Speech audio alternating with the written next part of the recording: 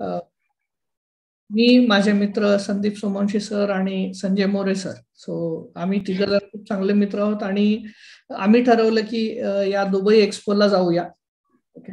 आणि तिथून या कॉन्सेप्टची सुरुवात झाली आणि सहज आम्ही सकाळी मॉर्निंग मनी मिरॅकल नावाचं एक सेशन घेतो, तिथं हा विचार मांडला आणि तिथून जवळपास 40 एक लोकांनी इंटरेस्ट दाखवला. सो नाव आम्ही हे सगळेजण मिळून दुबईला जायचं असं ठरवलं आणि त्यासाठी अजून ऍडिशनल काय करता येईल त्यातनं छोटे छोटे प्रोग्राम्स लक्षात आले, काही थीम लक्षात आली, त्यावर सध्या काम करतं. सो आजचा प्रोग्राम मेनली मी म्हणजे ऑर्गनाईज केलेला आहे, म्हणजे आम्ही तिघांनी जो ऑर्गनाईज केला तर तो हा की ज्या लोकांनी ऑलरेडी असे एक्सपो अटेंड केलेले आहेत, ज्यांच्याकडे याचा एक्सपिरियन्स आहे, ज्यांनी या अशा एक्सपो मधनं काही ऑपॉर्च्युनिटी एनकॅश केल्या आणि त्यांचा बिझनेस ग्रोथ केली, अशा व्यक्तींना प्रत्यक्ष भेटू, त्यांच्याकडनं जाणून घेऊ आणि प्रिपरेशन काय करावं लागेल, कारण अजून एक 4 महिने आपल्यासाठी या एक्सपोसाठी आहेत. कुठलाही एक्सपो अटेंड करताना, कुठलंही प्रदर्शन अटेंड करत असताना काय व्ह्यू ठेवला पाहिजे हे आपल्याला जाणून घ्यायचं आहे. सो मी डायरेक्टली मी सुरुवात करतो की मारुती सरांचं इंट्रोडक्शन मी देतो. So we can start our program. So Maruti Pawar sir यांचं नवी मुंबईमध्ये यांचं ऑफिस आहे, त्यांची फॅक्टरी आहे. So Emtronics techno private limited ही त्यांची कंपनी आहे. ओके. तर सर त्याचे मॅनेजिंग डायरेक्टर आहेत. ओके. सर बऱ्याचशा ऑर्गनायझेशनशी कनेक्ट आहेत. सरांचा व्यवसाय हा लिक्विड स्टीलमध्ये, so it's a unique thing. खूप कमी उद्योजक किंवा खूप कमी उद्योग या एरियामध्ये काम करतात आणि हे तसं टफ आणि खूप चॅलेंजिंग काम आहे, पण सर ते अगदी सहजतेने करतात आणि वर्ल्ड वाईड त्यांचा बिझनेस पसरलेला आहे. 25 पेक्षा जास्त देशामध्ये सरांचं काम आहे. सो इंडियाचा सगळ्यात स्मॉल MSS कन्व्हर्टर, ओके, सरांनी पुण्यामध्ये इन्स्टॉल केला 2007 मध्ये.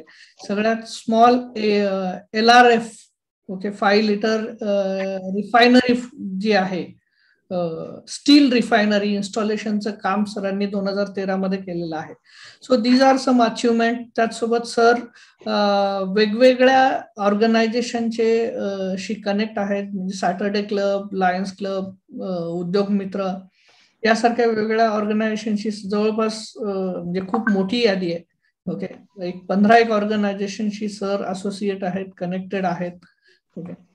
त्याचसोबत सरांच्या अचिव्हमेंट बऱ्याचशा आहेत. त्यांना किर्लोस्कर ब्रदर्स कडनं टाइमली सप्लाय साठीचा अवॉर्ड त्यांना मिळालेला आहे, की त्यांचा जो घाना युनिट आहे, घाना युनिटसाठी त्यांना हा अवॉर्ड मिळालेला आहे. त्यासोबत त्यांना टेम्बो स्टील युगांडाकडनं त्यांना अवॉर्ड मिळालेला आहे 2007 मध्ये. Government approved A class engineer contractor म्हणून ते काम करतायत. मारुती सरांना स्टील मॅन असं एक याच्याने त्यांचं आर्टिकल पब्लिश झालेलं आहे त्यांचं लोकसत्तामध्ये. सो उद्योगश्री अवॉर्ड त्यांना 2009 मध्ये त्यांना मिळालेला आहे. ओके. सो त्यानंतर बेस्ट उद्योजक अवॉर्ड त्यांना मिळालेला आहे युवा विचार मंचकडनं पुण्यामध्ये 2010 मध्ये. सर प्रेसिडेंट आहेत engineering division Khopoli city police मित्राचे. So these are some awards. सरांना प्रियदर्शनी अवॉर्ड मिळालेला आहे. त्यानंतर business excellence award Saturday club कडनं त्यांना 2012 मध्ये मिळालेला आहे. The pride of India Bhaskar award from Maharashtra journalist foundation कडनं त्यांना 2012 मध्ये त्यांच्या सोशल वर्क साठी मिळालं. So we have very successful personality with us. So सरांच्या बऱ्याचशा अचिव्हमेंट आहेत, म्हणजे त्यांचं मी प्रोफाईल बघतोय, 12 पानाचं प्रोफाईल आहे आणि खूप साऱ्या अचिव्हमेंट्स आणि खूप साऱ्या गोष्टी आहेत. तर सरांचं म्हणजे खूप वेळ न घेता मी सरांना जास्त वेळ देईन. Sir you can share your experience so people can get की खरंच त्यांना त्यांच्या म्हणजे एक्सपो अटेंड करत असताना तुमच्याकडनं व्हॅल्युएबल गायडन्स मिळणार आहे. त्यासाठी मी तुमच्याकडे हँडओव्हर करतो. So please you can share your experience please. Mahesh sir, खूप खूप चांगल्या प्रकारे तुम्ही माझं इंट्रोडक्शन दिलेलं आहात. आज सगळ्यांना शुभ संध्याकाळ. इथं जमलेल्या सगळ्या द्रोणाचार्यांना माझा नमस्कार. आज श्री गणेशा करून आपण या आजच्या इव्हिनिंग सत्राला सुरुवात करीत आहोत. गणपती बाप्पा मोरया. आज विशेष म्हणजे 2 ऑक्टोबर महात्मा गांधी जयंती आणि आपले लालबहादूर शास्त्री यांची जयंती. त्या निमित्त माझ्याकडून हार्दिक शुभेच्छा सर्वांना. मी माझ्या प्रवासाचा अनुभव शेअर करत असता एक व्यापारी, एक उद्योजक, एक बिझनेसमॅन एक खूप छान सेंटेन्स म्हणतो, जर तुम्हाला उठता येत नसेल तर पळा, जर तुम्हाला धावता पळता येत नसेल तर चाला, जर तुम्हाला चालता येत नसेल तर रांगा. तुम्ही काही करा, आपल्याला पुढे जात राहावं लागेल. हे कंटिन्यू चालत राहावं लागेल. ह्या प्रकारे जर कोणताही बिझनेसमॅन चालू राहिला तर त्याला यश नक्कीच मिळतं. भले उशिरा मिळेल. सहनशीलता, पेशन्स हे ठेवून जर आपण काम केलं तर नक्कीच आपल्याला यशस्वी वाटचाल मिळते. Maruti Pawar, chairman and managing director. माझ्या कंपनीचं नाव आहे एम्ट्रॉनिक्स टेक्नो प्रायव्हेट लिमिटेड. सरांनी सांगितलं. मला आतापर्यंत नॅशनल इंटरनॅशनल 43 अवॉर्ड मिळालेले, 21+ देशामध्ये काम केलेलं आहे. माझी जन्मभूमी आहे सांगली जिल्हा, कर्मभूमी आहे रायगड डिस्ट्रिक्ट, शिवरायांची भूमी, जय शिवाजी. आज 37 वर्षे झाले या फील्ड मध्ये आहे. 20 वर्षे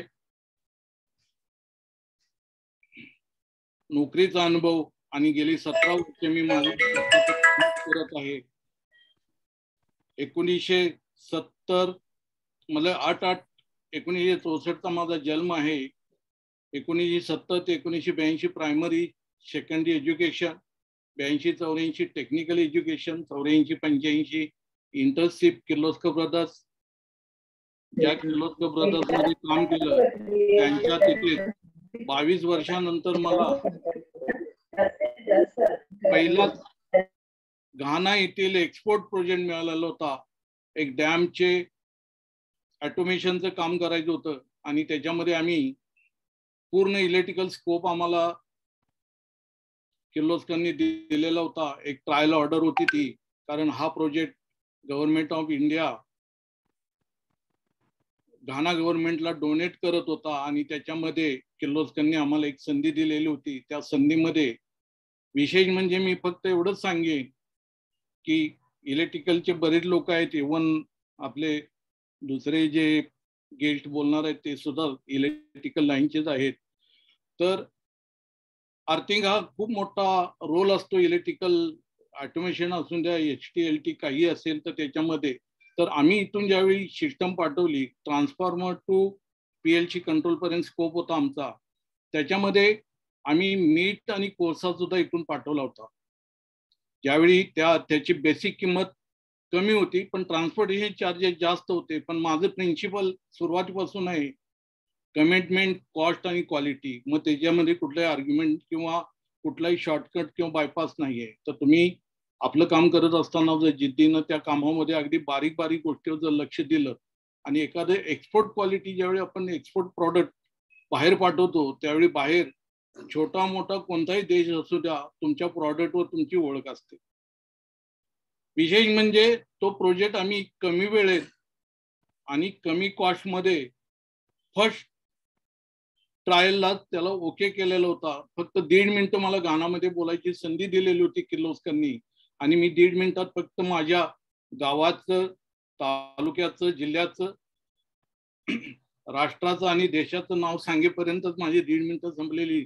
पण सगळ्यांनी विशेष तिथल्या म्हणजे जे प्रेसिडेंटचे CEO असतात त्यांनी सुद्धा उल्लेख केलेला होता की जर जी कंपनी, जो देश अगदी मीठ कोळशापासून अशा छोट्या गोष्टीपर्यंत पण आपलं लक्ष घालत असेल तर तो देश कधीच मागे राहू शकत नाही. सगळ्या जगामध्ये तो देश, ती कंपनी आज नावारूपाला येऊ शकते आणि आज आमचं तसंच झालेलं आहे.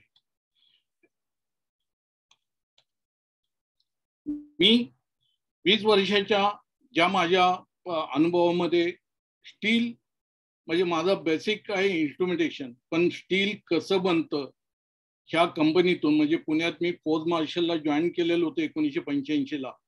त्याचं जेन मार्शल म्हणून नाव होतं. त्या कंपनीच्या थ्रू जवळजवळ 47 ते 48 प्लांट मध्ये मी सर्व्हिसिंग साठी जात होतो. आणि माझा शेवटचा प्रोजेक्ट हा स्टील रिगार्डिंग होता आणि तो बरोड्याला होता, पंचमा स्टील म्हणून. आणि तिथून मग माझी सुरुवात स्टील रिगार्डिंग सुरू झाली. मग स्टील मध्ये मी अगदी पिन टू पियानो स्टील कसं बनतं, त्याचं रॉ मटेरियल काय, त्याच्यामध्ये काय काय घटक असतात, जवळजवळ 29 घटक असतात स्टीलमध्ये. कार्बन, सल्फर, फॉस, निकल, अल्युमिनियम, क्रोम. ह्या सगळ्या घटकांना ऍज पर ऍप्लिकेबल किंवा रिक्वायरमेंट प्रमाणे कस्टमरला कोणत्या ग्रेडचं कुठं ऍप्लिकेबल स्टील पाहिजे ते कसं बनवायचं. आणि हे लिक्विड स्टील बनवताना खूप क्रिटिकल असतं, कारण हे 1600 मिनिमम 1600 डिग्री कमीत कमी टेम्परेचर असतं. ते जवळजवळ 1800 ते 2000 डिग्री पर्यंत टेम्परेचर याचं पोहोचतं. आणि स्टील मेल्टिंगला मेन पॉवर लागते. तर पॉवर मेल्टिंग केल्यानंतर त्याला रिफायनिंगला पॉवर न यूज करता गॅस सेसवर कसं होईल म्हणून एवढी एक कॉन्सेप्ट आहे जर्मनी मेक. त्या एवढी कॉन्सेप्टवर मी जवळजवळ या 20 वर्षाच्या नोकरीच्या प्रवासात पूर्ण नॉलेज मी पिकअप केलेलं होतं. मग ते स्टील, ते प्रोजेक्ट, ते घटक कसे सेग्रिगेशन करायचे, त्याच्यामध्ये कसे ऍडिशन करायचं आणि आपल्याला रिक्वायर्ड स्टील कसं बनवायचं. त्याच्यामुळे आज मोठ्या ब्रँडेड कंपनी सुद्धा एक 10 टनाच्या खालचे प्रोजेक्ट बनवू शकले नाही. तेच आम्ही 2007 ला एक अमेरिकन कंपनी WM म्हणून पुण्यामध्ये आहे, त्यांना पहिलं इंडियाचं सगळ्यात छोटं 3 टनाचं कन्व्हर्टर आम्ही सक्सेसफुली कमिशनिंग करून दिला. आणि तिथून माझी म्हणजे स्टील इंडस्ट्रीमध्ये चांगली ओळख सुरू झाली. स्टीलची उत्पादनं म्हणजे कोणत्या ग्रेड, म्हणजे माइल्ड स्टील असेल, स्टेनलेस स्टील असेल, अलाय स्टील असेल. आणि मग हे काम करत असताना 2004 ला मी माझी कंपनी चालू केली. आणि सुरू करताना पहिले 3 वर्ष तर मी वेगवेगळी एक्झिबिशन, प्रदर्शन, म्हणजे छोट्यातलं छोटे अगदी जिल्हा लेवलला जरी असेल, कारण कसं असतंय मित्रांनो, आपल्याकडं सगळं इन्फ्रास्ट्रक्चर अवेलेबल नसतं. घरची परिस्थिती, आपलं विलेज, तालुका, तिथलं सगळं इन्फ्रास्ट्रक्चर, आणि आपल्याला बरंच काही शिकायचं असतं. तर आपल्याला नेटवर्किंग, एक तर मित्र कनेक्ट करावे लागतील, त्या मित्रांना आपल्याला काय शिकायचंय ते माहीत असावं लागेल, किंवा जे एक्सपर्ट असतील ते अशा एक्झिबिशनच्या ठिकाणी एकत्र येतात, त्यांच्याकडून आपल्याला हे मार्गदर्शन मिळू शकतं. आज आपण अलीकडे जसं मॉल हे कॉन्सेप्ट आलेलं आहे, आज मॉलमध्ये काय लोक म्हणतात, अगदी तुम्ही एंट्री करा आणि कपडे लत्त्यापासून खाण्यापिण्यापासून सगळ्या काही गोष्टी एकत्र मिळतील. हे कधी शक्य होतं की सगळे कोलॅबरेटिव्ह एकत्र येतात त्यावेळी. मग आपण एखादा प्रॉडक्ट जर करत असेल आणि त्या प्रॉडक्ट बद्दल आपल्याला पूर्ण माहिती नसेल, तर अशा मॉलमध्ये, अशा एक्झिबिशन मध्ये, अशा प्रदर्शन मध्ये, अशा सेमिनार मध्ये, अशा छोट्या मीटिंग्स मध्ये आपण जर कनेक्ट झालो तर आपल्याला हे नॉलेज मिळतं. कारण कोणतंही काम छोटं नसतं, कोणतंही काम मोठं नसतं. आपण कुणाला कॅलिपर करण्यापेक्षा ज्याच्याकडून आपल्याला शिकायला मिळेल, ज्याच्याकडून आपल्याला माहिती मिळेल, जे चांगलं असेल ते घ्यायचं असतं, वाईट असेल ते सोडून द्यायचं असतं. आपल्या हाताची 5 बोटं सारखी नसतात, त्यामुळं प्लस मायनस असतं, पण त्यातलं चांगलं, ही जर 5 बोटं एकत्र घेतली तर आपण पाहिजे ती गोष्ट शक्य करू शकतो. त्यामुळं ह्या जर्नीमध्ये, प्रवासामध्ये जे काही स्टार्टअप असतील, ज्यांनी प्रवास सुरू केलाय पण काही त्यांना अडचणी येत असतील, काहींनी विचार करत असतील की असं करायचं आहे पण भीती वाटते. म्हणजे मी माझंच सांगतो, ज्यावेळी 2004 ला करून मी एक्सपोर्ट सुरू करताना मी स्वतःच, ज्याला आयशी लायसन्स म्हणतो आपण, ते काढायच्या वेळेला मी बऱ्याच वेळा विचार केला की काढावं की नको काढावं. एक्साईज घ्यायच्या वेळेला एक्साईज घेऊ की नको घेऊ. एक्सपोर्ट म्हणलं तर कस्टम असतंय, मग वेगवेगळे तिथले इन्स्पेक्शन्स असतात, वेगवेगळे त्यांचे कंडिशन असतात. ह्या सगळ्या आपण फुलफिल करू शकू का? आपल्याकडे तेवढं सेटअप आहे का? एक्सपोर्टचा पर्टिक्युलर माणूस एम्प्लॉय करू शकत नव्हतं. मग गाईडलाईन घेऊन ज्यांच्याकडे आईशी लायसन्स किंवा आईशी सर्टिफिकेट आहे त्यांच्या मार्फत मी पहिले काही प्रोजेक्ट एक्सपोर्ट केले. त्यांच्या मार्फत काय व्हायला बऱ्याच अडचणी आल्या तशा. बिकॉज तुम्ही तुमचं मटेरियल ज्यावेळी एक्सपोर्ट करताना ज्या ज्या घटकांचा विचार करायचा असतो, म्हणजे जर एक्झाम्पल सांगायचं झालं तर मी तुम्हाला सांगतो, त्याच्यामध्ये एक फेमा असतं म्हणजे बँकिंग रिकॉर्डिंग. फॉरेन बँकिंगचं तुमचं रेट रेग्युलेशन किंवा तिथल्या सगळ्या टर्म कंडिशन असतील तर फेमाचं तुम्हाला पूर्ण नॉलेज असणं गरजेचं आहे. त्याच्यामध्ये डीजीएफटी तुमचा रोल येतो. डीजीएफटी मध्ये बऱ्याचशा पॉलिसीज क्लिअर होतात, म्हणजे डायरेक्टरेट जनरल फॉरेन ट्रेड. त्याच्यामध्ये एक्सपोर्ट इन्सेंटिव्ह असेल, कस्टमच्या गोष्ट असतील, आयगेट चेंबर ऑफ कॉमर्सचा असेल, आरसीजी म्हणजे रायगड. पहिलं कसं बॉम्बेला एकच होतं चेंबर ऑफ कॉमर्स बॉम्बेच्या नावाने. आता बऱ्याच ठिकाणी झालंय, रायगड आहे, ठाणे आहे, पुणे आहे. म्हणजे हे चेंबर ऑफ कॉमर्सच्या थ्रू ते इम्पॉर्टन्स असतं. ते सर्टिफिकेट प्रॉडक्ट ऑफ ओरिजिन किंवा कंट्री ऑफ ओरिजिन साठी लागतं. एक्सपोर्ट प्रमोशन काउन्सिल काय असतं, ईपीसी, फिओ, कॅपेक्स, म्हणजे वेगवेगळ्या इंजिनिअरिंगचं असेल जर ईपीसी मध्येच होऊ शकतं. फिओ असेल तर ऑल कॅटेगरीचे लोक त्याच्यामध्ये मॅन्युफॅक्चरिंग जे आहे ते एक्सपोर्ट करू शकतात. कॅपेक्स मध्ये केमिकल लोक हे करू, बाकी ॲपेडा वगैरे जे असतं ते फूडवाले इंडस्ट्रीज करू शकतात. तर export inspection of good before dispatch, म्हणजे ज्या थर्ड पार्टी इन्स्पेक्शन असतं, एजीएस जसं असतंय किंवा इंटरटेक असतंय, ईसीजीसी असतं जे एक्सपोर्ट क्रेडिट गॅरंटी काउन्सिल असतंय, EPCS export promotion capital good, अशा फॉर्म असतात. तर ह्या सगळ्या गोष्टी शिकायसाठी तुम्हाला पहिल्यांदा कुणाची तरी मदत घ्यावी लागते, कुणाच्या तर थ्रू तुम्हाला हे काम करावं लागतं. तुम्ही म्हणलं की तुमच्याकडे आज एक्सपोर्ट प्रॉडक्ट तयार आहे, म्हणजे एक्सपोर्ट करायची तुमची कॅपॅसिटी आहे, पण इमिजिएटली फर्स्ट डे किंवा फर्स्ट मंथचे तुम्ही एक्सपोर्ट करायचं म्हणलं तर ते शक्य नसतं, कारण इनिशियली बऱ्याचशा गोष्टी आपल्याला त्या बघायच्या असतात. मग तुम्ही कुणाच्या जर थ्रू करत असाल एक्सपोर्ट तर त्याच्यामध्ये तुम्हाला त्या सगळ्या प्रोसिजर सिस्टम सगळ्या माहिती पडतात, कसं करायचं ते माहिती पडतं. डॉक्युमेंटेशन इम्पॉर्टन्स असतं. आज बँकेत एखादी एलसी असेल, एलसीच्या अगेन्स्ट कसं आहे तुम्हाला जसं आता ईसीजीसी जसं म्हटलं मी तुम्हाला, एक्सपोर्ट क्रेडिट गॅरंटी काउन्सिल, हे काय करतं की एखादं पेमेंट तुमचं येत नसेल, आलं नाही वेळेवर, त्यांच्या मार्फत ते पेमेंट आपल्याला मिळू शकतं. त्यांच्या तिथं आपण जर कंप्लेंट केली तर त्यांच्या थ्रू आपल्याला कारण आपल्याकडं तेवढं बॅकअप किंवा इन्फ्रास्ट्रक्चर आपल्याकडे रेडी नसतं. तर अशा गव्हर्नमेंटच्या ज्या काही स्कीम असतील त्याच्यामध्ये आपण त्यांची मदत घेऊन हे काम करू शकतो. तर अशा प्रकारे आम्ही पहिले इनिशियली काही मित्रांच्या ज्या एक्सपोर्ट कंपनी होत्या त्यांच्या थ्रू मटेरियल जसं केनियाला असेल, युगांडाला असेल किंवा साऊथ आफ्रिकेला असेल, इकडे आम्ही पाठवलेलो होतो. तर अशा देशी हा एक्सपिरियन्स आल्यानंतर मग आम्ही आईशी केलं. आईशी घेतल्यानंतर मग आम्ही एक कन्सल्टंट ठेवला, एक्सपोर्ट काउन्सिल. आज पण आमच्याकडे कनेक्ट तसा आहे.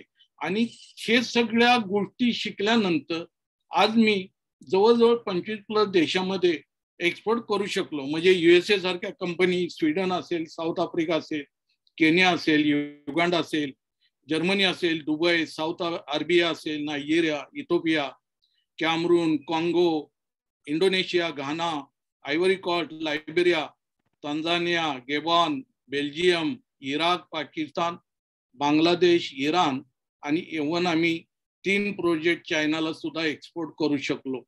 इंडियामधलं पहिलीच कंपनी असेल जे स्टील रिगार्डिंग चायनाला एक्सपोर्ट करणारी. त्यामुळे गव्हर्नमेंट ऑफ इंडियाने स्टील मास्टर, स्टील मॅन आणि अशा प्रकारचे जवळजवळ ॲप्रिशिएशन चांगल्या ब्रँडेड कंपनी जशा किर्लोस्कर यांनी सुद्धा जवळजवळ 43 अवॉर्ड आतापर्यंत आपल्याला दिली. बऱ्याच ऑर्गनायझेशनची कनेक्ट आहे मी, बऱ्याच टेक्निकल इन्स्टिट्यूटची कनेक्ट आहे. इंदिरा गांधी ओपन युनिव्हर्सिटी, इग्नो ज्याला म्हणतो, त्यातनं महाराष्ट्रामधनं एकटाच रिप्रेझेंटेटिव्ह तिथं प्रेझेंट करतो, इंडस्ट्रीज रिप्रेझेंटेटिव्ह म्हणून. बऱ्याच इंजिनिअरिंग कॉलेजवर बोर्ड ऑफ डिरेक्टर मध्ये आहे. पण हे करण्याचा उद्देश असा होता की न्यू जनरेशनला, नवीन स्टार्टअपना किंवा स्टुडंटना आपण आज एक कोणताही बिझनेस करतोय तर बिझनेसचा ॲटिट्यूड, बिझनेसची सिस्टम, बिझनेसचा डिसिप्लिन, बिझनेसचं टाइम फॅक्टर, बिझनेस मधलं कॉन्सन्ट्रेशन, बिझनेसमध्ये काय फोकस करायचा. आज मी इव्हन या लॉकडाऊन पिरियडमध्ये महेश सरांचे बरेचसे सेशन अटेंड केले, त्या संदर्भात मी त्यांच्या कनेक्ट आलो. कारण असं नव्हतं की मी आता 25-30 वर्ष बरंच काय मी करतोय आणि मला सगळं माहिती आहे. नाही, बऱ्याच गोष्टी त्यांच्याकडून शिकायला मिळाल्या, मी ते नोटिंग केल्या. मी काय त्याची अगदी परमनंटली बुक बनवून ठेवली, जी माझ्या आता 12 इंडस्ट्रीजच्या मित्रांनी ते रेफर केलं आणि ते म्हणले आम्ही महेश सरांचं पण आम्ही सेशन आम्ही पण अटेंड करू ज्या पण वेळ मिळेल. आता लॉकडाऊन ओपन झाल्यामुळे लोकांना टाइम नसतं आणि ह्या पिरियड मधनं, म्हणून मित्रांनो जिथं पण संधी मिळते, मंदीमध्ये पण संधी असते. आपल्या आजूबाजूला आज आपल्या पॉकेटमध्ये पूर्ण ग्लोबल म्हणजे सगळं जग आलेलं आहे. पण नेमकं काय करायचं. आज मी ऍपलचा मोबाईल वापरतोय, पण त्यातले ऍप्लिकेशन मला नाही वाटत 2-3% पण वापरतो. इनकमिंग, आउटगोईंग, व्हॉट्सअप, मेल, ह्याच्या पलीकडं त्याच्यात कितीतरी ऍप्लिकेशन असतील. पण ते ऍप्लिकेशन समजायला यायला आपल्याला कुणाकडून तर ट्रेनिंग घ्यायला लागेल किंवा कुणाकडून तर समजून घ्यायला लागेल. तसे बिझनेसमध्ये हजारो गोष्टी आहेत. कुणाला जर असं वाटत असेल की सगळं काय मला येतं आणि मी करू शकतो, दॅट इज अ रॉंग. ते चुकीचं आहे, तो गैरसमज आहे. असा ॲटिट्यूड ठेवू नका बंधूंनो. आपल्याला काहीच माहित नाही असं वागा आणि ज्याच्याकडनं मिळतंय अगदी 0.001 पण नॉलेजमध्ये जर भर पडत असेल तर ते तुमच्या बिझनेसला, तुमच्या व्यवसायाला ते ग्रोथ करत राहील आणि तुम्ही सक्सेसफुली काम करत राहाल. आज आपण जे इन्व्हेस्टमेंट ज्या काही म्हणतो जिथं पण असेल प्रदर्शनला, आम्ही तुम्हाला एक्झाम्पल सांगतो. लॉकडाऊनच्या पहिलं म्हणजे 2018ला आम्ही एक प्रगती मैदानला एक एक्झिबिशन होतं. सगळ्या ऑल ट्रेडचं असतं, गव्हर्नमेंटच्या थ्रू असतं. आता त्या एक्झिबिशन मध्ये स्टील म्हणजे जनरली लोकांना समजत नाही, पण मी माझं मॉडेल तिथं ठेवलेलं होतं. म्हणजे ज्याला रनिंग माझा कन्व्हर्टर कसा असतो, त्याचं ड्राय युनिट कसं असतं, ते कसं रोटेट होतं, असं एक मिनी मॉडेल ठेवलेलं होतं आणि त्या मॉडेलला सगळ्यांनी पसंत केलं. विशेष म्हणजे तिथे एक IITच्या लेवलच्या लोकांना, MBAच्या लेवलच्या मुलांना एक 150 इंजिनियरची म्हणजे आफ्टर इंजिनिअरिंग ज्याला इंटर्नशिप म्हणतो तसं प्रॅक्टिकल ट्रेनिंग आणि थेरॉटिकल देणारे एक ऑर्गनायझेशन आहे कोरस इंडिया म्हणून. तर कोरस इंडियाचे चेअरमन स्वतः त्यांच्या एम्प्लॉईनी फीडबॅक दिला, ते स्वतः व्हिजिटला आले आणि प्रगती मैदानमध्ये ते युनिट म्हणले, हे युनिट आमच्या तिथं ऍज अ मॉडेल लावून द्याल का. तर मी म्हटलं सर बिलकुल लावून देईल. तर म्हणले आमची टेक्निकल इन्स्टिट्यूट आहे, आमच्याकडे एवढे म्हणजे तुमचे जे काय प्रोजेक्ट, त्यांनी बरेच प्रोजेक्ट रिपोर्ट आमचे व्हेरीफाय केले. कारण जिथं पण आम्ही एक्झिबिशन किंवा क्लायंटकडे जातो त्यावेळी आमचा बॅक डेटा जे काय परचेस ऑर्डर असतील, टेक्निकल डिटेल असेल, त्याच्यातलं काय ROI किंवा लोकांना काय त्याच्यामध्ये नक्की टेक्निकल कमर्शियल काय माहिती करायची असेल, तो सगळा डेटा आमचा तिथं त्या याला अवेलेबल असतो. तर त्यांनी बघितल्यानंतर म्हणले तुमची कॉस्ट तेवढी देऊ शकणार नाही. सर प्राऊडली सांगतो, ज्या माणसानं चेअरमननं अशी रिक्वेस्ट केल्यानंतर तिथं गव्हर्नमेंट PM सचिवांच्या समोर ते युनिट मी त्यांना फ्री ऑफ कॉस्ट डोनेट केलं आणि पुढच्या 4 वर्षात मला जे अपेक्षित होतं त्याच्या 10 पटीनं त्यांच्याकडनं बिझनेस त्यांच्या थ्रू मिळाला. हे कसं शक्य असतं की तुम्हाला पहिलं काय तर देणं भाग असतं, दिलं तर तुम्ही घेऊ शकता. ज्याला आपण देणं घेणं म्हणतो, घेणं देणं म्हणत नाही कधी, देणं घेणं म्हणतो. देणे घेण्याच्या गोष्टी करूया का. अगदी सिंपलच्या सिंपल छोटा व्यापारी असेल, अगदी म्हणजे तो 50-100 भाजी वगैरे व्यापारी आहे, देणं घेणं करूया का. कुणी घेऊन मग देऊया असं नाही म्हणत, देऊन मग घेऊया असं म्हणतो. तर तुम्ही जर दिलं तर तुम्हाला बरंच काय मिळू शकतं. पॉझिटिव्ह थॉट दिले तुम्हाला पॉझिटिव्ह थॉट मिळतील. तुम्ही कुठं आर्थिक तुमचं नॉलेजेबल जर शेअर केलं तर तुम्हाला त्याच्या पटीनं मिळतं. आम्हाला एक नायजेरियाचा प्रोजेक्ट फक्त ते कन्सल्टंट आहेत आणि त्यांनी व्हेरीफाय करताय, तर आमच्यासारख्या छोट्या कंपनीला त्यांनी पहिलं प्राधान्य देऊन तो प्रोजेक्ट आम्हाला मिळाला. मग त्या प्रोजेक्टची कॉस्ट मला किती मिळाली असती, 2-4-5 लाख रुपये मिळाले असते. पण इकडं मला 2 करोडच्या वरचा प्रोजेक्ट त्यांनी दिल्यानंतर माझे ते 5 लाख त्याच्यासमोर काहीच नव्हते.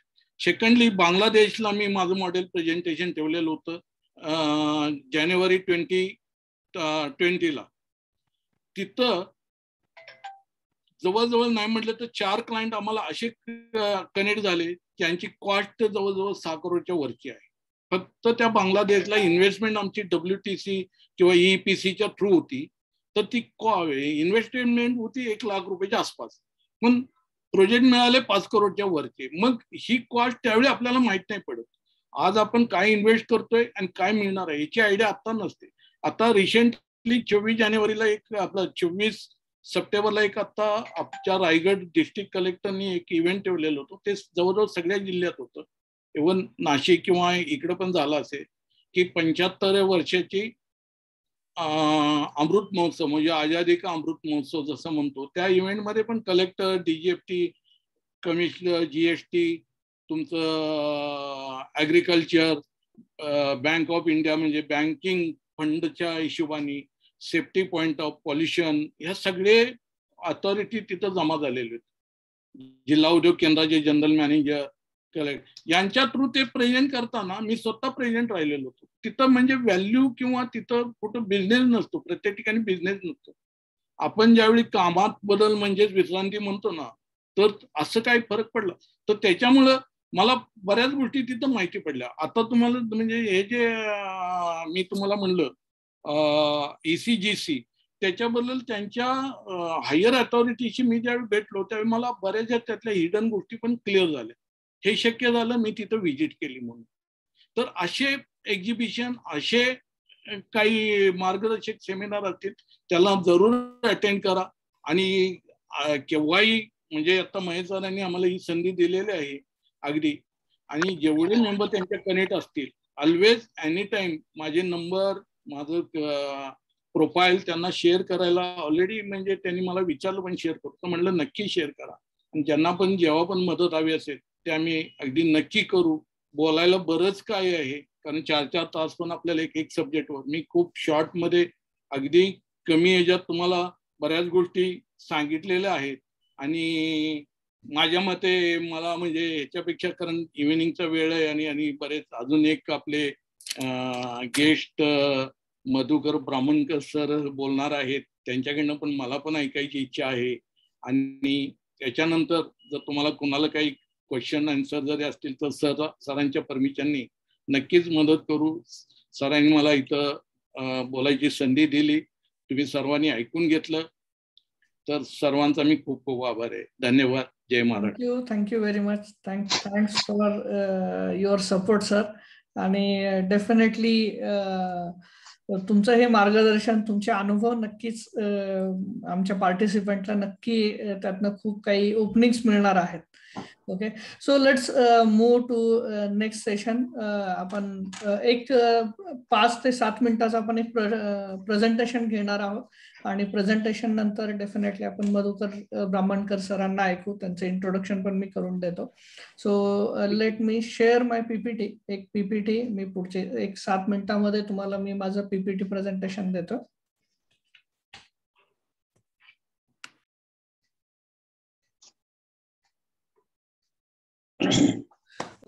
So good evening everyone. ही PPT मी शेअर करतोय आपल्या दुबई ट्रिपच्या संदर्भातले. So just wait. So global business network program आम्ही असे या पूर्ण टूर आणि या प्रोग्रामला आम्ही नाव दिलेलं आहे.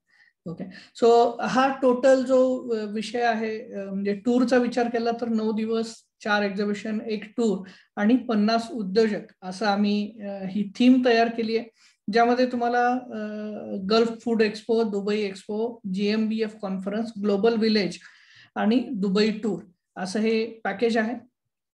ओके, सो असं आम्ही आर्थिक साक्षरता मिशन तर्फे आम्ही हे वर्कआउट केलं होतं आधी, पण यासोबत आता आमच्यासोबत सोमवंशी सर, मोरे सर आम्ही एकत्र या विषयावर काम करतोय. सो आसामीमध्ये आमचं मिशन आहे उद्योजकांना आर्थिक साक्षर करून समाजात श्रीमंती व समृद्धी वाढविणे, हे आमचं मिशन आहे. आणि आमचं विजन आहे 1 कोटी उद्योजकांना आर्थिक साक्षर करणे आणि 10 लाख अकाउंटंट्सना ट्रेनिंग व रोजगार देणे. आणि 1000 उद्योगांसाठी इकोसिस्टम तयार करणं हे आमचं विजन आहे 2050चं. आणि या मिशनच्याच अंतर्गत उद्योजकांना वेगळं काहीतरी देणं, ऍडिशनल काहीतरी देणं, याच विषयातनं किंवा या थॉट प्रोसेसमधनं ही कॉन्सेप्ट समोर आली. सो लेट मी इंट्रोड्यूस दिस कॉन्सेप्ट की आम्ही एक्झॅक्टली का करतोय. तर या प्रोग्रामचा किंवा या टूरचा जो उद्देश आहे तो जागतिक स्तरावर व्यवसाय वृद्धीचे नेटवर्क उभे करून उद्योजकांना श्रीमंत आणि समृद्ध करणं हे आमचं जे मिशन आहे, त्या मिशनचा तो पर्पज अचीव करणं, तुम्हाला एक जागतिक स्तरावर तुम्हाला एक नेटवर्क मिळवून देणं, हे आमच्या या प्रोग्रामचं किंवा याचा उद्देश आहे. तो ऑब्जेक्टिव्ह काय आहे तर तुम्हाला एक विश्वासार्ह उद्योजकांशी जे विश्वासू आहेत, कनेक्टेड आहेत उद्योजक, त्या उद्योजकांशी तुम्हाला जोडून देणं. जसं आता मारुती पवार सरांनी सांगितले की 25 पेक्षा जास्त देशामध्ये त्यांचं नेटवर्क आणि त्या नेटवर्क ऑलरेडी आहे, त्या नेटवर्कशी आपण कनेक्ट होऊ शकतो, त्या नेटवर्कचा बेनिफिट आपण घेऊ शकतो. सो प्रत्येक उद्योजकाच्या ओळखीचं भांडवल भांडवलात रूपांतर करणं, त्याचं पैशात कसं रूपांतर करता येईल याच्यावर काम करणं, जागतिक स्तरावरच्या ज्या संधी आहेत त्या संधी मिळवणं, त्या मिळवण्यासाठी पूर्वतयारी करणं आणि त्या संदर्भातली माहिती मिळवून देणं हे ऑब्जेक्टिव्ह आहे. जसं आज आपण मारुती पवार सर आणि ब्राह्मणकर सर यांना बोलवलं की त्यांचे एक्सपिरियन्स, एक्सपोर्ट रिलेटेड त्यांचे एक्सपिरियन्स त्यांनी इथं शेअर केले, तर आपल्याला काही ओपनिंग्स मिळतील आणि ती माहिती मिळेल जेणेकरून आपण एक पाऊल पुढे जाऊ शकू. सो व्यावसायिक संधी शोधणं, व्यावसायिक संधी देणं, व्यवसाय वाढवणं हे या प्रोग्रामचे ऑब्जेक्टिव्ह आहेत. आउटकम काय असेल, हा पूर्ण 7 महिन्याचा प्रोग्राम असणार आहे. म्हणजे इथून पुढचे 5 महिने फेब्रुवारी पर्यंतचे आणि त्याच्यानंतरचे 2 महिने असा 7 महिन्याचा प्रोग्राम आहे, ज्यामध्ये तुमचा व्यवसाय वाढला पाहिजे हे आउटकम असेल. तुम्हाला एखादी नवीन आयडिया, इनोव्हेटिव्ह आयडिया तुम्हाला कळेल या सगळ्या प्रयत्नातनं. जसं जर तुम्ही दुबई एक्सपो, जो वर्ल्ड एक्सपो म्हटला जातो, याच्यामध्ये याची थीमच आहे इनोव्हेशन, याची थीमच आहे सस्टेनेबिलिटी, इनोव्हेशन आणि या थीम वरती तो आधारलेला आहे. त्यामुळे तिथे बरेचसे नवीन प्रोडक्ट्स, नवीन आयडियाज इंट्रोड्यूस केल्या जाणार, त्यातनं तुम्हाला एखादी आयडिया क्लिक होऊ शकते. सो इन्व्हेस्टर किंवा गुंतवणूक कशी मिळवता येऊ शकते किंवा तिथे काय अवेलेबल आहे हे तुम्ही तिथं बघू शकता. एखादा प्रोडक्ट तुम्हाला तिथे तो भेटू शकतो, ज्याच्या माध्यमातून तुम्ही तो प्रोडक्ट किंवा त्यासारखा प्रोडक्ट तुमच्याकडे असेल तर त्याला तुम्ही मार्केट करू शकता. एखादी जॉईंट व्हेंचरची संधी तुम्हाला तिथे मिळू शकते. ज्या दृष्टीने तुम्ही जाल, जो विचार करून जाल, तो तिथे तुम्हाला एक्झिक्यूट करता येऊ शकतो. तुमच्या व्यवसायाचा भौगोलिक विस्तार तुम्ही करू शकता आणि योग्य व्यक्तीशी कनेक्ट तुम्ही करू शकता या टूरच्या माध्यमातून, या एक्झिबिशनच्या माध्यमातून. हे आम्ही कशा पद्धतीने ऑर्गनाईज करणार आहोत किंवा याचं स्ट्रक्चर काय असेल, तर या प्रोग्राम मध्ये जे काही 50 किंवा 55 उद्योजक पार्टिसिपेट करतील आमच्यासोबत, त्यांचं प्रोफाईल बनवलं जाईल आणि ते प्रोफाईल आपण सोबत घेऊन जाणार आणि तिथे तुम्ही ते प्रोफाईल प्रेझेंट करू शकाल लोकांना. या प्रोग्राम मध्ये येणाऱ्या किंवा या एक्झिबिशनला आमच्यासोबत येणाऱ्या प्रत्येक व्यक्तीची गरज समजून घेतली जाईल की त्याला एक्झॅक्टली काय हवंय, आणि आम्ही हा प्रयत्न करू की तुम्हाला तिथल्या नेटवर्कशी, तुम्हाला तुमची गरज भागवणारं तिथलं नेटवर्क आम्ही तुम्हाला कनेक्ट करून देऊ. आणि हे करत असताना म्हणजे पुढचे जे 5 महिने आहेत, 4 महिने आपल्याकडे शिल्लक आहेत, 5व्या महिन्यात आपण जाणार आहोत, पण जाईपर्यंत आपण वेगवेगळे वर्कशॉप आपण अरेंज करणार आहोत. जसं आजचं सेशन आपण अरेंज केलंय तसे वेगवेगळे सेशन्स आपण अरेंज करणार आहोत, ज्याच्या माध्यमातून तुम्हाला प्रोग्राम रिलेटेड किंवा एक्सपोर्ट रिलेटेड, प्रदर्शनाच्या रिलेटेड वेगवेगळी माहिती मिळेल. जसं आपण आता पुढचं सेशन जे घेणार आहोत ते MSME अधिकारी असणार आहेत, त्याचसोबत वर्ल्ड ट्रेड सेंटरचे अधिकारी असणार आहेत. यांना आपण बोलवणार आहोत. लिगल सपोर्ट किंवा गव्हर्नमेंट सपोर्ट आपल्याला काय मिळू शकतो, गव्हर्नमेंटच्या काय योजना आहेत एक्सपोर्ट रिलेटेड, त्याच्याशी माहिती आपण आता घेणार आहोत. इम्पोर्ट एक्सपोर्ट लायसन कसं काढलं जातं, त्याला काय करावं लागेल, तुमची तयारी काय असायला पाहिजे, या संदर्भातले सेशन्स आपण पुढचे 5 महिने घेणार आहोत. या प्रोग्राम मध्ये जे लोक सहभागी होणार आहेत त्यांच्यासाठी योग्य व्यक्ती, योग्य कनेक्ट कशा पद्धतीने मिळवता येईल याच्यावरती आपण काम करणार आहोत. त्यासोबत आपण हे पुढचे 5 महिने म्हणजे येते 5 महिने आपण तयारी करणार आहोत आणि मग आपण फेब्रुवारीमध्ये दुबईसाठी निघणार आहोत. दुबईला आपण 8 रात्र आणि 9 दिवस अशी ही म्हणजे अशी 9 दिवसाची सहल आपण करणार आहोत. ओके, याच्यामध्ये पुढच्या 5 महिन्यात टेंटेटिव्हली आम्ही अशा पद्धतीने शेड्यूल केलंय. ओके, ऑक्टोबरमध्ये याच महिन्यामध्ये आपण संजय मांजरेकरांशी आपलं बोलणं चालू आहे, त्यांचं आपण सेशन घेणार आहोत. नोव्हेंबरमध्ये आपण रुपा नाईक, ज्या वर्ल्ड ट्रेड सेंटरच्या अधिकारी आहेत, त्यांचं आपण सेशन प्लॅन करणार आहोत. डिसेंबरमध्ये मिलिंद पाटील किंवा एक्सपोर्ट रिलेटेड आपण सेशन घेणार आहोत.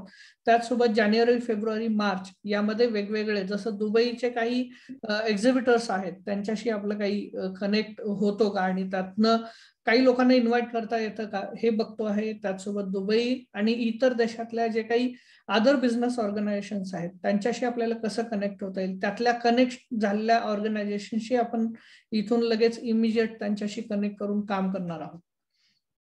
सो 9 दिवसाची जी दुबई सहल आहे ती कशा पद्धतीने एक्झिक्यूट होईल त्या संदर्भात सांगतो. सो आपण 15 तारखेला दुबईला निघणार, 15 तिकडे पोहोचणार. ओके, 16 आणि 17 आपण फूड एक्सपो आपण अटेंड करणार आहोत. 18 आणि 19 आपण GMBF म्हणजे ग्लोबल महाराष्ट्रीयन बिझनेस फोरम, म्हणजे जगभरातले जेवढे काही महाराष्ट्रीयन उद्योजक आहेत ते सगळे या एक फोरमला एकत्र येतात आणि त्यांच्या सोबत आपलं नेटवर्किंग ह्या 2 दिवसामध्ये होणार आहे. या 2 दिवसामध्ये you can exchange your opportunities. तिथल्या लोकांशी कनेक्ट करून त्यांना काय हवंय ते देऊ शकता किंवा त्यांच्याकडनं तुम्हाला काय हवं आहे तो कनेक्ट करून तुम्ही घेऊ शकता. 20 आणि 21ला दुबई जो एक्सपो आहे तो आपण अटेंड करणार आहोत. 20-21 तारखेला दुबई एक्सपो बद्दल आपण जस्ट थोड्या वेळापूर्वी एक व्हिडिओ कम्प्लिटली बघितला आहे, पण हे जगातलं सगळ्यात मोठं एक्झिबिशन आहे. 1851 साली हे सुरू झालं आणि जगातले जेवढे काही इनोव्हेशन्स झाले ते पहिल्यांदा या प्रदर्शनामध्ये प्रेझेंट केले गेले. जसं टीव्ही आहे, टेलिग्राफ आहे.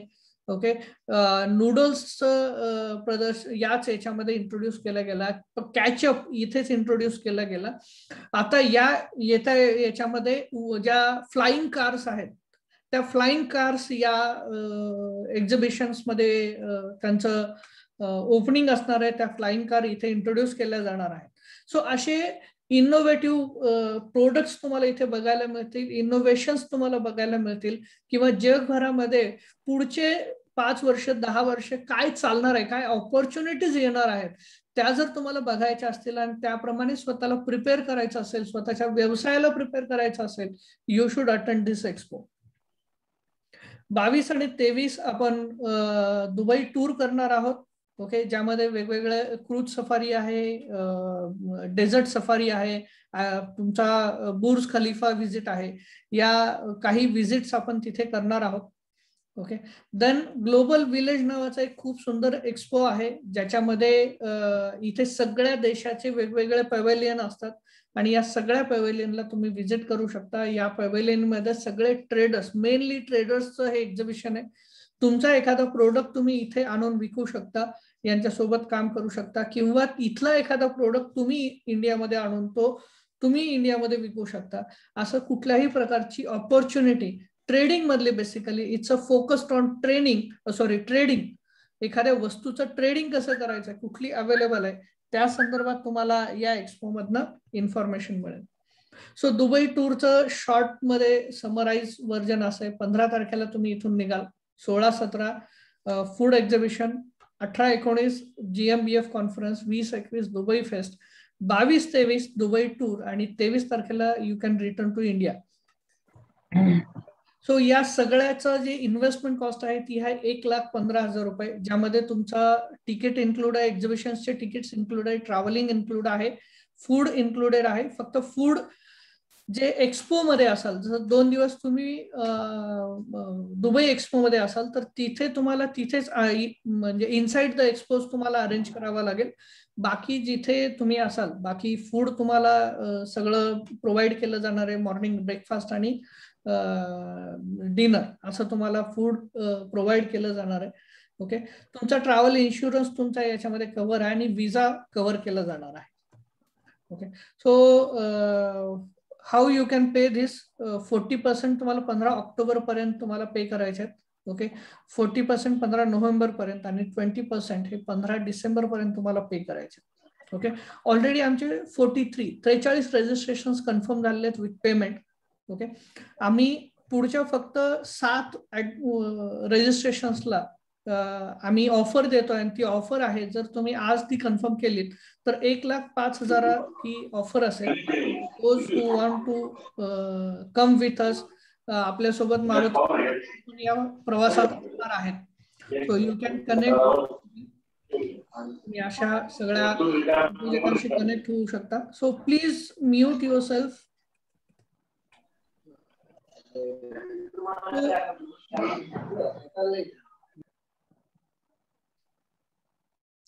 सो या पद्धतीने तुम्ही हे एक्झिबिशन्स अटेंड करू शकता. दुबई टूर साठी तुम्ही आमच्यासोबत येऊ शकता. So thank you very much.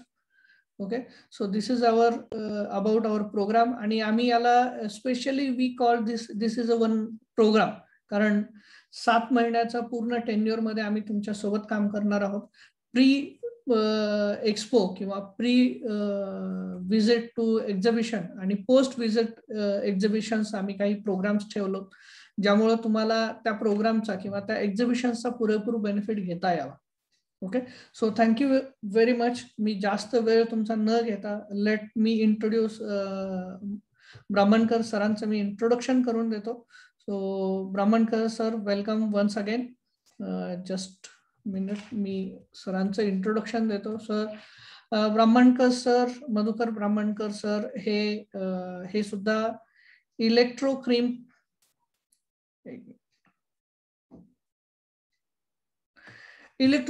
Contacts India Private limited ही सरांची कंपनी आहे. सरांचं म्हणजे सुरुवात 2069 पासून सर प्रोफेशनली वर्कआउट करत आहेत. ओके. सरांचा education diploma in radio and electronic engineering मध्ये सरांचं एज्युकेशन झालेलं आहे. ओके.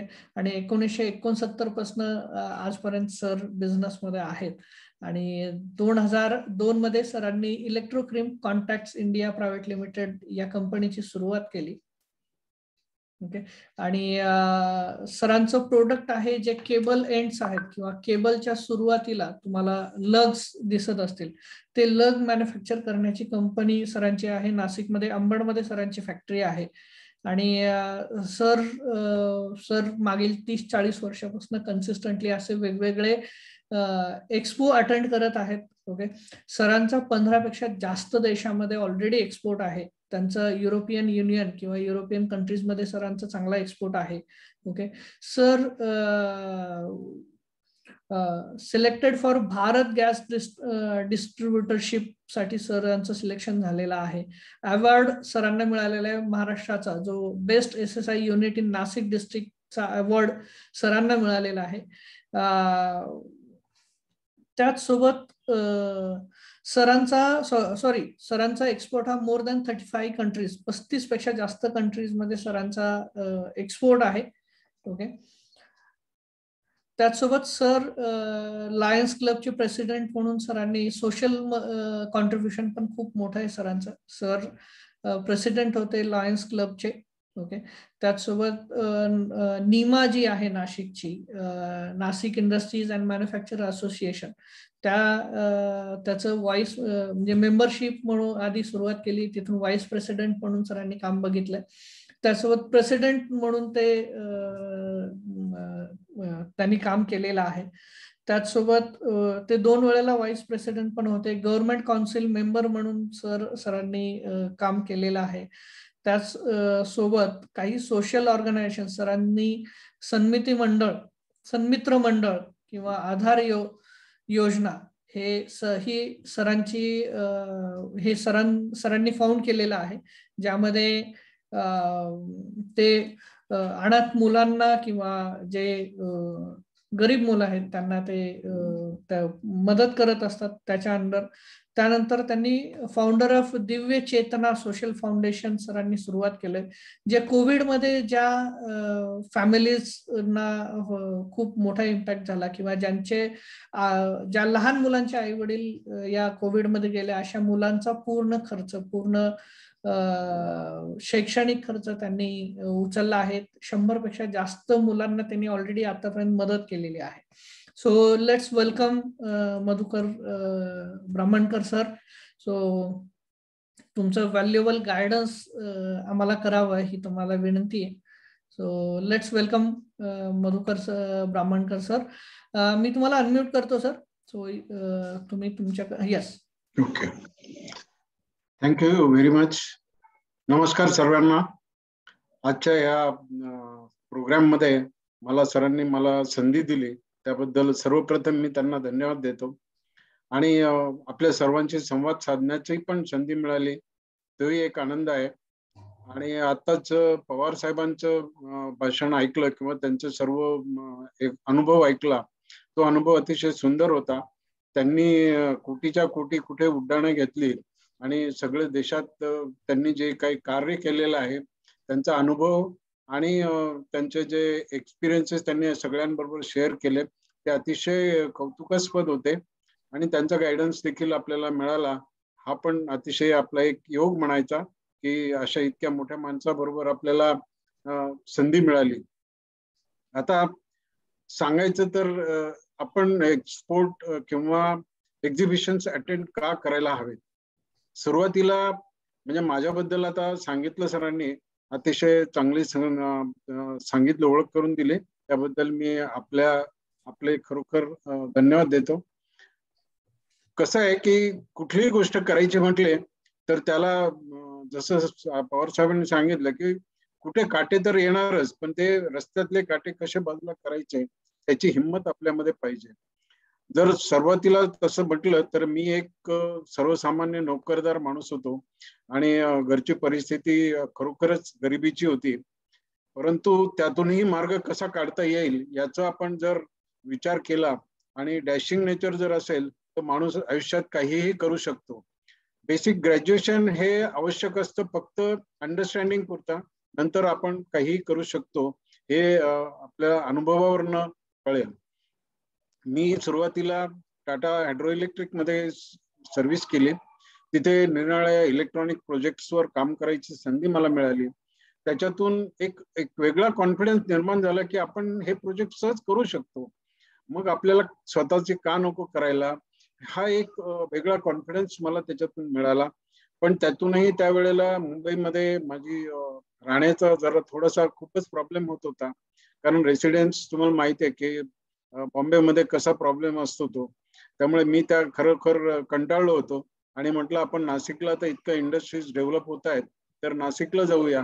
म्हणून आम्ही नाशिकला मी प्रयत्न केला. मला नाशिकला एका चांगल्या कंपनीत मेंटेनन्स इंजिनियर म्हणूनही काम मिळालं आणि त्याच्यातून माझा कॉन्फिडन्स अतिशय अजून वाढत गेला. म्हणजे मी फक्त इलेक्ट्रॉनिक्स मध्ये काम करणारा माणूस, पण मला मग हायड्रॉलिक्स, न्यूमॅटिक्स आणि सगळ्या प्रकारचे मेकॅनिकलचे पण कामांचा अनुभव मिळाला. आणि त्याच्यातून मला एक असं वाटलं की आता आपण करू शकतो काही ना काहीतरी.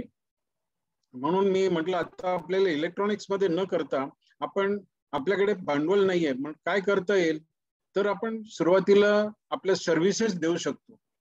म्हणजे मेंटेनन्स सर्व्हिसेस देऊ शकतो. आपण इंडस्ट्रीमध्ये मोटर वाइंडिंग भरपूर देऊ शकतो, जनरेटर सर्व्हिसेस देऊ शकतो आणि निरनिराळ्या इलेक्ट्रॉनिक इक्विपमेंट जे असतील, ट्रान्सफॉर्मर असतील, इलेक्ट्रिकल इक्विपमेंट असतील, अशा गोष्टींच्या सर्व्हिसेस आम्ही द्यायला सुरुवात केली.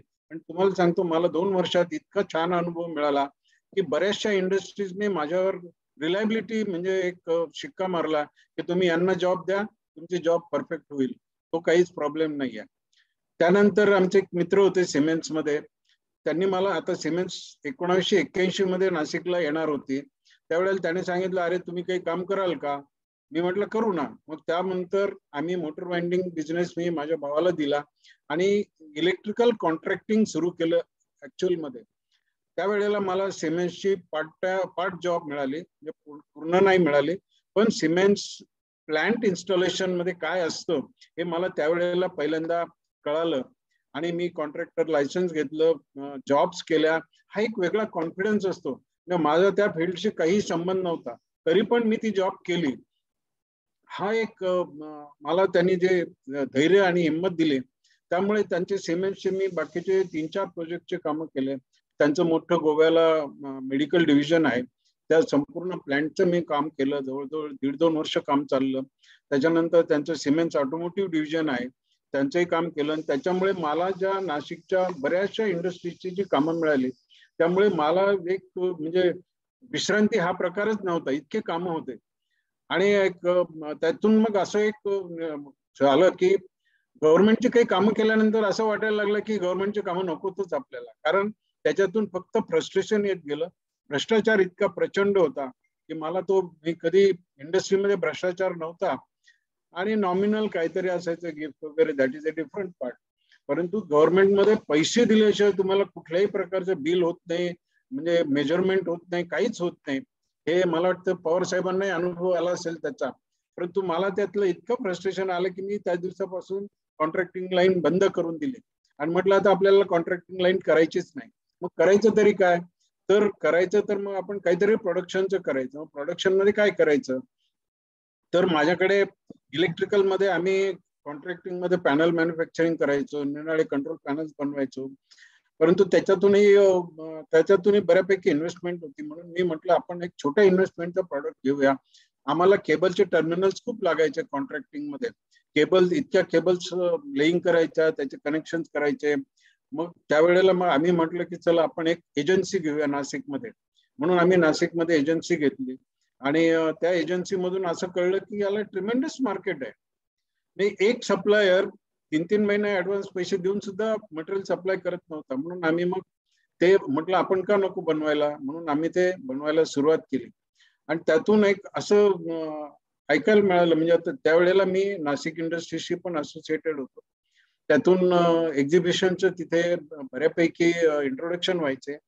आणि बऱ्याच वेळेला हॅनोव्हर एक्झिबिशन जे आहे जर्मनीचं, हे दरवर्षी असायचं एप्रिलमध्ये. मग त्याच्याविषयी एक आकर्षण होतं, म्हणून मग मी ठरवलं की आपल्याला बाहेर तर जायलाच पाहिजे आणि इथे राहून आपण किती करू शकणार, याला लिमिटेशन्स असतात. म्हणून आम्ही जर्मनीचं एक्झिबिशन अटेंड करायचं ठरवलं. पण त्यावेळेला मग हे ज्या ट्रॅव्हल कंपन्या होत्या, आपल्यासारखेच जी कंपनी होती एक, मला आता नाव लक्षात नाही त्यांचं, मग त्यांच्या थ्रू मी जर्मनीला गेलो. पहिल्या सुरुवातीला तर मी स्वतःच अरेंजमेंट केली, स्वतः प्रोग्राम केला आणि म्हटलं नुसतं जर्मनीला नाही जायचं, तर आपल्याला युरोप फिरायचं. मग युरोपमध्ये मग कुठे जायचं, तर फ्रान्स आहे, जर्मनी आहे, स्वित्झर्लंड आहे, इंग्लंड आहे. मग असे मी 4 देशांचा टूर जवळजवळ 1 महिनाभर केला. आणि तिथे काही लोकांचे करता मी नावं घेऊन गेलो होतो की या लोकांना आपल्याला व्हिजिट करायची आहे. मग ते होईल किंवा न होईल हा मार्ग वेगळा होता, काहीच कल्पना नव्हती, पण जायचं डायरेक्ट म्हणजे अप्रोच व्हायचं. अशा तऱ्हेने मी गेलो. जर्मनीमध्ये एक्झिबिशन अटेंड करताना मला तिथे चांगला अनुभव आला. 2-3 जण भेटले आमच्या प्रॉडक्ट मधले, लाईन मधले. त्यांची इंडस्ट्री मी व्हिजिट मागितली, त्यांनी मला व्हिजिट पण दिली. मग मी ते इंडस्ट्री व्हिजिट केली आणि त्याच्यातून एक वेगळी आयडिया आली. मग त्यांना म्हटलं तुम्ही आमच्याशी कोलॅबोरेशन का नाही करत, तर ते म्हटलं की okay, you write us a letter, then we will see what we can do or not.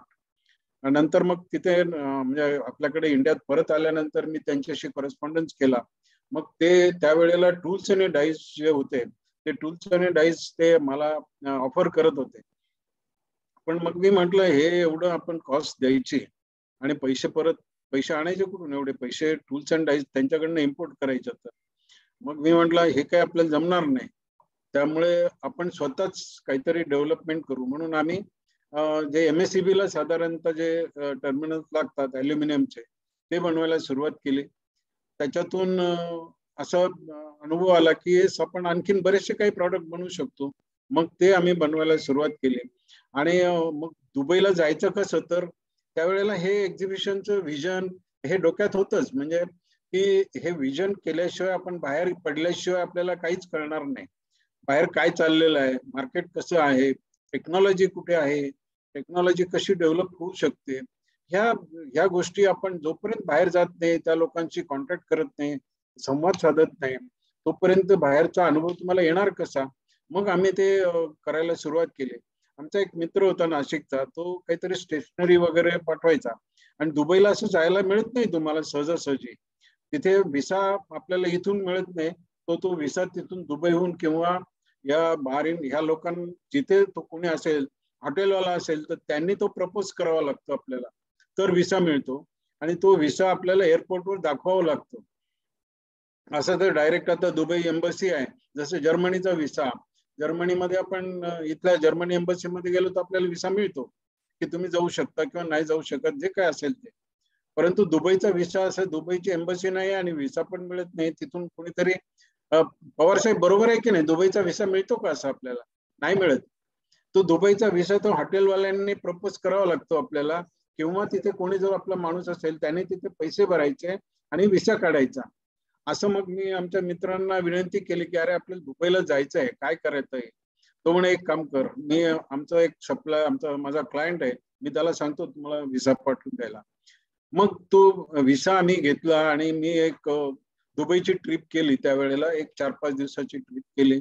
मग दुबई आणि त्यांचं जे काय सराउंडिंग असेल तर त्या तिथे एक्झिबिशन्स अटेंड केलं, जाऊन बघून आलो.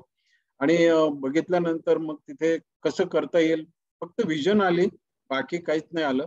कारण क्लायंट्स कसे आहेत, तिथे मार्केट कसं आहे, कोण कोण पार्टिसिपेट होतं, युरोपचे सप्लायर्स कोण आहेत, तिथे मॅन्युफॅक्चरर्स कोण आहेत, कोण पार्टिसिपेट करते, याची एक आयडिया तिथे मिळाली.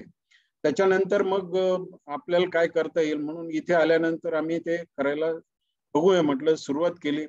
ते सुरुवात करताना आपल्याला एक गोष्टीची काळजी घ्यायला पाहिजे, जे कोणी व्हिजिटर असतील, ज्यांना काही बिझनेस प्रमोशन्स करता जायचं असेल किंवा नवीन बिझनेस एक्सप्लोअर करायचा असेल, तर त्यांना माझी एक सजेशन आहे की त्यांनी आपली आधी प्रोफाईल तयार करावी. म्हणजे तुम्ही काय करता, तुमचा बिझनेस कुठे तुम्हाला एस्टॅब्लिश करायचा आहे. असं समजा नाशिक असेल, सांगली असेल, खोपोली असेल किंवा पुणे असेल, तर पुणे कसं डेव्हलप झालेलं आहे किंवा तिथे तुमच्या बिझनेसला कशा अपॉर्च्युनिटीज आहेत, तिथे इन्फ्रास्ट्रक्चर काय काय आहे, अशा तऱ्हेचं एक प्रोफाईल तयार करायचं. तुमचा बिझनेस काय आहे, मग तुमचं पण बॅकग्राऊंड काय आहे आणि तुम्हाला काय करायचं आहे, अशा तऱ्हेचं जर तुम्ही प्रोफाईल तयार केली आणि तिथे घेऊन गेलात, तर तुम्ही जे काही लोक असतील तुम्हाला योग्य वाटत असतील अशा ठिकाणी तुम्ही ते देऊ शकता, त्यांच्याशी सुसंवाद साधू शकता. त्याच्याने तुम्हाला आयडिया येते की नक्की आपल्याला काय करायचंय, कोण आपल्याला मदत करू शकतं. ही विजन येणं हे फार महत्वाचं असतं. आणि त्याच्याकरता तुम्हाला जसं पवार साहेबांनी सांगितलं की इन्व्हेस्टमेंट असते. मी इन्व्हेस्टमेंट केली, मी जर्मनीला गेलो, एकदा नाही तर कंटिन्युअस 5 वर्ष कंटिन्युअस मी ते हॅनोव्हर एक्झिबिशन अटेंड करत होतो विदाउट पार्टिसिपेशन. नंतर पुढचे 5 वर्ष मी पार्टिसिपेशन करत होतो त्याच्यामध्ये. म्हणजे जर्मनीचं जे हॅनोव्हर एक्झिबिशन आहे ते पूर्णपणे इलेक्ट्रिकल ऑटोमेशन आणि बऱ्यापैकी ऑटोमोबाईल पण होतं त्याच्यामध्ये थोडंफार. पण ते अटेंड केल्यानंतर आपल्याला बऱ्यापैकी कल्पना येऊन जाते. मग त्याच्यानंतर इथे आल्यानंतर आम्ही म्हटलं आता आपल्याला काहीतरी एक्सपोर्ट करायला पाहिजे, म्हणून आम्ही छोट्या छोट्या एक मी जे दुबईला जे कॉन्ट्रॅक्ट केलेले होते त्याच्यातून एका दुसरी छोटी शारजाची ऑर्डर घेतली. त्याच्यानंतर मग आमचा एक मित्र केनियाला होता, त्याला म्हटलं मला तू व्हिसा पाठव. मग मी त्यांना केनियाला आम्ही व्हिसा इथूनच घेऊन गेलो होतो. अर्थात त्याचं ते काय तुमची येलो फ्युअर लस वगैरे असते ते सगळं करून आपण गेलो होतो. मग तिथे केनियाला पण मी स्वतः मार्केट फिरलो, पूर्णपणे मार्केट फिरलो. एक्झिबिशन नव्हतं पण मी असंच व्हिजिट करायला गेलो होतो. तिथे मग पूर्ण मार्केट फिरलो. तिथे काय कोणाची काय कशी कल्पना असते, त्या लोकांचं मार्केट कसं असतं, होलसेल कसे असतात, मॅन्युफॅक्चरर कोण असतात, या सगळ्यांचा मी तो स्टडी केला. आणि त्या व्हिजिटमध्ये मला एक कस्टमर मिळाला, म्हणजे की वो ठीक आहे, तो म्हटला की आप क्या क्या कर सकते, व्हॉट यू कॅन डू. आणि तो इंडियन सरदारजी होता. मी म्हटलं ठीक आहे, मैं भेजता हूँ आपको. मग त्याला सुरुवातीला आपण मटेरियल कसं पाठवायचं, तर मग LCच्या अगेन्स्ट पाठवलं. मग त्याने पार्ट पेमेंट मला आधी पाठवलं, बाकीचं LC केली आणि मग आमचं तसंच एक छोटासा एक्सपोर्ट सुरू झाला. मग दुबईला छोटासा एक्सपोर्ट पाठवला, शारजाला पाठवला, एक केनियाला पाठवला. नंतर मग असं त्या मिडल ईस्ट मध्ये एका दोन छोटे छोटे होत होते. पण ते काही सफिशियंट नव्हते. पण त्याच्यामध्ये ह्या 3-4-5 वर्षाची गॅप गेली. पण त्याच्यानंतर मग आमच्याकडे कस्टमर आपले इंटरनॅशनल कस्टमर एक होते आणि जे इंडियन एक्सपोर्ट करणारी कंपनी होती म्हणजे बिर्लांची रिकेम म्हणून कंपनी आहे, सांगायचं काहीच प्रॉब्लेम नाही आहे. त्यांच्या ब्रँड नेमने आम्ही मॅन्युफॅक्चरिंग करायला सुरुवात केली. ते मॅन्युफॅक्चरिंग ते 100% एक्सपोर्ट करतात आणि त्यांच्या ब्रँड नेमने आम्ही त्यांना बनवून देतो. त्याच्यातून आम्हाला इतका चांगला अनुभव मिळाला. म्हणजे त्यांना काय प्रॉडक्ट करायचे, उलट त्यांनी काय केलं, आमच्याच कॅटलॉगवरनं कॉपी केले आणि त्याच्यावरनं ऑर्डर्स घ्यायला सुरुवात केली. अर्थात त्यांच्याकडे इन्फ्रास्ट्रक्चर खूप चांगलं आहे, त्यामुळे आम्हाला काही त्रास नाही आहे. पण मार्केटिंग त्यांनी करतात, आम्ही त्यांना मॅन्युफॅक्चरिंग करून देतो. अशा तऱ्हेने आपण एक सुरुवातीला केलं. म्हणजे काही बिझनेस बायर सेलर मीट मधून आम्हाला 1-2 कस्टमर मिळाले.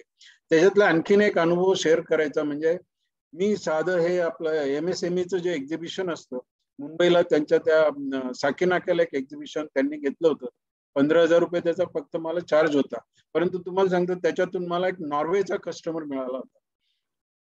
त्यांनी सांगितलं, म्हणजे इथून एक्सपोर्ट करणारा कस्टमर होता तो. त्यांनी सांगितलं की नॉर्वेला तुम्ही ह्या अशाच्या कंपनीला देणार का? मी म्हटलं देईन ना, का न द्यायला. आपण हो म्हणायचं, सतत प्रयत्न करत राहायचे, हे आपली जिद्द होती. मग त्यांना आम्ही बनवायला सुरुवात केली. पण काय झालं की त्या वर्षी सडनली कॉपर प्राइसेस इतक्या हायर झाल्या की मला ते पूर्ण प्रोजेक्ट लॉस मध्ये जाणार होतं. मग आम्ही त्यांना सांगितलं, म्हटलं मला रेट वाढवून मिळतील का याचे? त्यांनी स्ट्रेट वे नाही सांगितलं. मी म्हटलं मग मी असा विचार केला की याचं मी जरी स्क्रॅप जरी केलं ना तरी मला माझे पैसे मिळणार होते. तर इतके रेट वाढलेले होते. म्हणजे कुठे 200 रुपयाचं कॉपर किंवा 200-2.25 रुपयाचं कॉपर एकदम 450-500 रुपयापर्यंत गेलं होतं. आम्ही म्हटलं काही जमणार नाही. मग शेवटी ते आम्ही प्रोजेक्ट कॅन्सल केलं आणि मटेरियल मी पाठवू नाही शकतो त्याला. आजही त्याचा पश्चाताप होतो, कारण ती कंपनी आम्हाला भरपूर देऊ शकली असती, पण मी तो एक कस्टमर मोठा लूज केला. आता ओके ठीक आहे, आपली विचारसरणी असेल किंवा काय, मला ती विजन आली नाही. परंतु त्याच्यानंतर सुद्धा आज ते कस्टमर आमच्याकडे येत आहेत. म्हणजे आज आम्ही त्यांना सप्लाय करतोय आफ्टर गॅप ऑफ 10 इयर्स. पण सांगायचा अर्थ असा आहे की मित्रांनो, आपण पवार साहेबांनी तुम्हाला भरपूर सांगितलं की गव्हर्नमेंटच्या फॅसिलिटीज काय आहेत. तुम्हाला जर जायचं असेल तर MDI म्हणजे मार्केट डेव्हलपमेंट असिस्टन्स, MDA याच्यातूनही मिळतो. फक्त तो व्हिजिटरला आता ते देतात की नाही मला कल्पना नाही, परंतु पूर्वी देत होते. तर मार्केट डेव्हलपमेंट असिस्टन्स घेऊन आपण त्यांच्याकडे म्हणजे या एक्झिबिशन्स अटेंड करू शकतो. किंवा काहीच असेल ना तर आपण पार्टिसिपेट पण होऊ शकतो. तुम्हाला सांगतो, म्हणजे मी ज्या वेळेला जर्मनीच्या एक्झिबिशन मध्ये पार्टिसिपेट केलं तर मला मार्केट डेव्हलपमेंट असिस्टंट काय मिळेल, माझं डेव्हलप म्हणजे स्टॉल कसं असेल हे सुद्धा आम्ही आपल्या नाशिकच्या धर्तीवर तिथे स्टॉल लावला. आणि तुम्हाला सांगतो तिथे मला एक कस्टमर म्हणजे व्हिजिट करायला मिळाली इंडस्ट्रीची. त्याच्यातून तो डेव्हलप झाला. आम्ही त्यांना डेव्हलपमेंट पण केलं. पुढे त्यांचं काही क्लिक झालं नाही ती गोष्ट वेगळी, पण हा एक अनुभव हा वेगळा असतो. त्याच्यानंतर मग आम्ही दुसऱ्या कस्टमरशी कॉन्टॅक्ट करत होतो. तर लकीली आम्ही काय त्यांना सांगितलं की ठीक आहे, तुमचे प्रॉडक्ट आम्ही इंडियात विकतो. आणि हळूहळू तो कस्टमर आम्ही आमच्या प्रॉडक्ट करता सेल करण्याकरता डेव्हलप केला. हे बघा कसं असतं की अगदी इमिजिएटली तुम्हाला कस्टमर मिळतोच असं नाहीये. परंतु थोडे काही प्रॉडक्ट त्यांचे आम्ही मागवले, इथे मार्केट केले. परंतु त्याच्यातून त्यांच्या ज्या ऑर्डर्स आम्हाला मिळायला लागल्या त्या काही पटीने होत्या. म्हणजे आजही तो कस्टमर आमच्याकडे रेग्युलर आहे. असे जर्मनीतले म्हणा किंवा साऊथ आफ्रिकेचे म्हणा. साऊथ आफ्रिकेला आम्ही अजून गेलो पण नाही, परंतु तो कस्टमर आम्हाला एक्झिबिशन मधूनच मिळाला. साऊथ आफ्रिका आहे किंवा इव्हन कंबोडिया आहे. कंबोडियाचा कस्टमर सुद्धा आम्ही एक छोटंसं एक्झिबिशन तिथे अटेंड केलं, त्याच्यातून तो कस्टमर आमचा डेव्हलप झाला. पण हे एक्झिबिशन मध्येच तुम्हाला विजन मिळते. माझं एक पहिलं प्रिन्सिपल होतं की आपल्याला जो मार्केटचे इंजिनियर ठेवायचे आहेत ना, त्या इंजिनियर्सची गरजच नाही आहे आपल्याला. आपले एक्झिबिशन्स हाच आपला मार्केटिंग इंजिनियर असावा. कारण कसं असतं की आपण मार्केटिंग इंजिनियर ठेवणार, तो 10 ठिकाणी जाणार. आणि नॉर्मली कस्टमर कसे असतात, येणाऱ्या माणसाला फार काही एंटरटेन करत नाहीत आपले लोक इंडियात. ते म्हणतात की ठीक आहे आम्ही बघू, मग तुम्ही काय प्राइस कॉम्पिटिशन करणार, मग कसे देणार, मग तुमच्याकडे हे अप्रुव्हल आहेत का, ते अप्रुव्हल आहेत का, अमुक तमुक हे अशा गोष्टी ते विचारत असतात.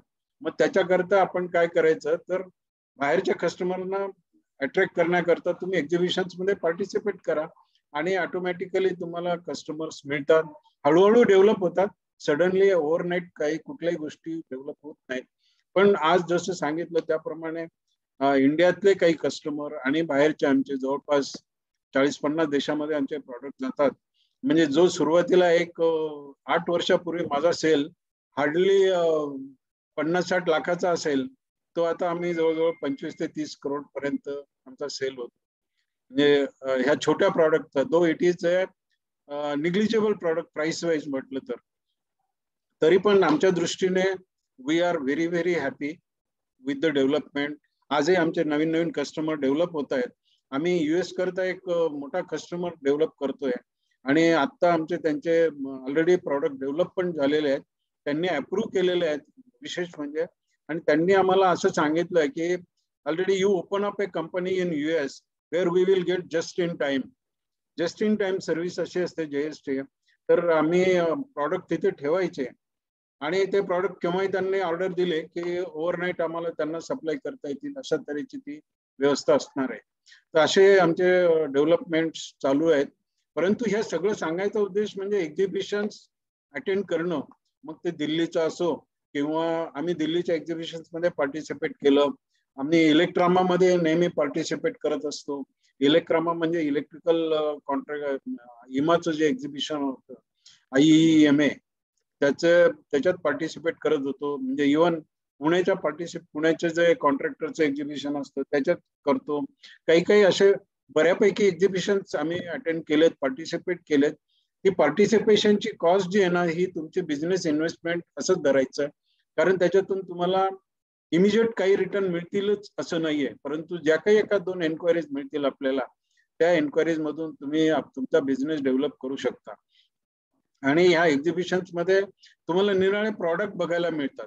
महत्वाचं म्हणजे तुम्हाला विश्वास नाही वाटणार, एकदा मी जर्मनीतल्या एक्झिबिशन मध्ये त्यांना कॅस्टर ऑइल लागतं, म्हणजे एरंडेल तेल, आणि कल्पना येणार नाही की टनाने मागवतात.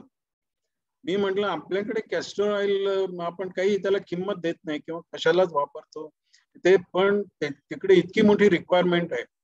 परंतु आता मग कसं असतं की आता माझ्या इलेक्ट्रिकल लाईन मधून मला तिकडे जाणं काही पॉसिबल नव्हतं म्हणून, पण आता आम्ही ते करू शकतो. आता एकातून दुसऱ्यातून तिसरं तुम्ही असं प्रॉडक्ट पण डेव्हलप करू शकता. आणि ह्या गोष्टी करणं हे गरजेचं आहे किंवा काळाची गरज आहे ती. तर किंवा आपण कोणालाही देऊ शकतो, सांगू शकतो की ओके हे प्रॉडक्ट तुम्हाला पाहिजे असेल तर याची मार्केटला डिमांड चांगली आहे, तुम्ही बघा. आणि आता गुगलवर तर शोधणं इतकं सोपं झालेलं आहे की तुम्हाला कुठली माहिती, कोण प्रॉडक्ट, कोण कस्टमर आणि कशा तऱ्हेची रिक्वायरमेंट या सुद्धा तुम्हाला अवेलेबल होऊ शकतात. आणि पूर्वी तर ह्या गोष्टी नव्हत्या, म्हणजे व्हॉट्सअप नव्हतं किंवा मोबाईल नव्हते. आपल्याला सगळ्या गोष्टी, एक फोन घ्यायचा तरी आम्हाला फोनमध्ये DIC कडे रजिस्टर करा, त्यांच्याकडून स्पेशल परवानगी घ्या, मग एक फोन मिळायचा. म्हणजे अशा परिस्थितीत सुद्धा आम्ही ते सगळं डेव्हलप करायचा प्रयत्न केला आणि त्याच्यातून आज यशस्वी झालो. आणि मार्केटला म्हणजे आता सरांनी सांगितलं त्याप्रमाणे नाशिक जिल्ह्याचा उत्कृष्ट उद्योजक पुरस्कारही आम्हाला मिळाला. त्याच्यातून माझं सोशल वर्क पण डेव्हलप होत गेलं. म्हणजे जसं सांगितलं, नाशिक इंडस्ट्रीज मॅन्युफॅक्चर असोसिएशनचा मी अध्यक्ष होतो आणि बरेच वर्ष नाशिकच्या त्या निमाचा ट्रस्टी पण होतो. आणि ह्या सगळ्या सोशल वर्क मधून तुम्हाला मित्र भेटतात, त्या मित्रांमधून तुम्हाला बऱ्यापैकी हेल्प पण मिळते. कुठे अशा अडचणी झाल्या तर, जसं मला तर ह्या उद्योगामध्ये मित्रांकडूनच सगळी हेल्प मिळाली. जसं मी सांगितलं, दुबईला मला जायचं होतं, परंतु मला व्हिसा मिळवणं कठीण होतं आणि वाटत तर होतं खूप कसं जायचं, पण मग व्हिसा मित्रांकडूनच पहिला व्हिसा मला मिळाला. त्याच्यातून मग डेव्हलपमेंट होत गेली.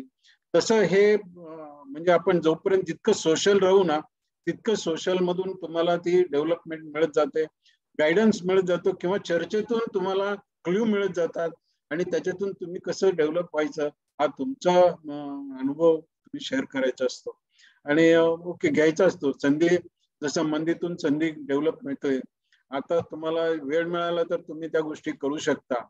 आणि ह्या नवीन एंटरप्रिनर्सना तर ह्या गोष्टी करणं अतिशय आवश्यक आहे. तेव्हा नवीन तुम्हाला जे काही मदत लागत असेल या सगळ्या गोष्टींना मी केव्हाही तुम्हाला गायडन्स करेल, मदत करेल, किंवा काय करायला पाहिजे, नवीन प्रॉडक्ट शोधण्याकरता काय करायला पाहिजे हे पण मी तुम्हाला सांगू शकेन. आणि मला तुम्ही तुमच्याबरोबर विचार शेअर करण्याची संधी दिली त्याबद्दल मी आपला खूप खूप आभारी आहे. धन्यवाद.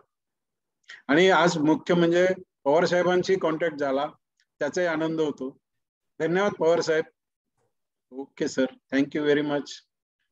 Thank you very much sir. तुमचा एवढं व्हॅल्युएबल गायडन्स आणि तुम्ही एवढा तुमचा मूल्यवान वेळ आम्हाला दिलेला आहे. आणि डेफिनेटली सगळ्या पार्टिसिपेंटना एवढं डिटेल नॉलेज आणि एवढं चांगल्या पद्धतीने मार्गदर्शन तुम्ही केलं त्याबद्दल खरंच तुमचे मनापासून आभार. ओके, सो आपण पुढे जाऊया. मी रिक्वेस्ट करतो पार्टिसिपंट्सना की जर तुमचे काही प्रश्न असतील या संदर्भातले तर ते प्रश्न तुम्ही विचारावेत. ओके, सो हँड रेज करा so I can unmute you आणि तुम्ही प्रश्न विचारू शकाल. सो आपण 5 प्रश्न घेणार आहोत कारण पुढचे आपल्याकडे अजून 10 मिनिट शिल्लक आहेत. तर 10 मिनिटांमध्ये आपण 5 प्रश्न घेऊ आणि मग प्रोग्रामची सांगता करू. येस, प्रश्न ज्यांना विचारायचे त्यांनी हँड रेज करा. सो मी तुम्हाला अनम्यूट करेल आणि तुम्ही प्रश्न विचारू शकाल. येस, अतुल देशमुख सर, तुम्ही अनम्यूट तुम्ही करू शकता. बोला. सरजी, आता मी सर्व्हिस इंडस्ट्रीमध्ये आहे. माझ्या इंडस्ट्रीमध्ये किंवा माझ्या बिझनेसमध्ये मला एक्सपोर्ट किंवा इम्पोर्टचा काय स्कोप राहील, कसा स्कोप राहील आणि कशा पद्धतीने मला तो अचीव्ह करता येईल. मी वॉटरप्रूफिंगचे कामं करतो पूर्ण कॉर्पोरेट लेवलला. येस, सो मी रिक्वेस्ट करेल म्हणजे मधुकर ब्राह्मणकर सरांनी सर्व्हिस पासून सुरुवात केली होती. ते इलेक्ट्रिकल कॉन्ट्रॅक्टिंग मध्ये होते.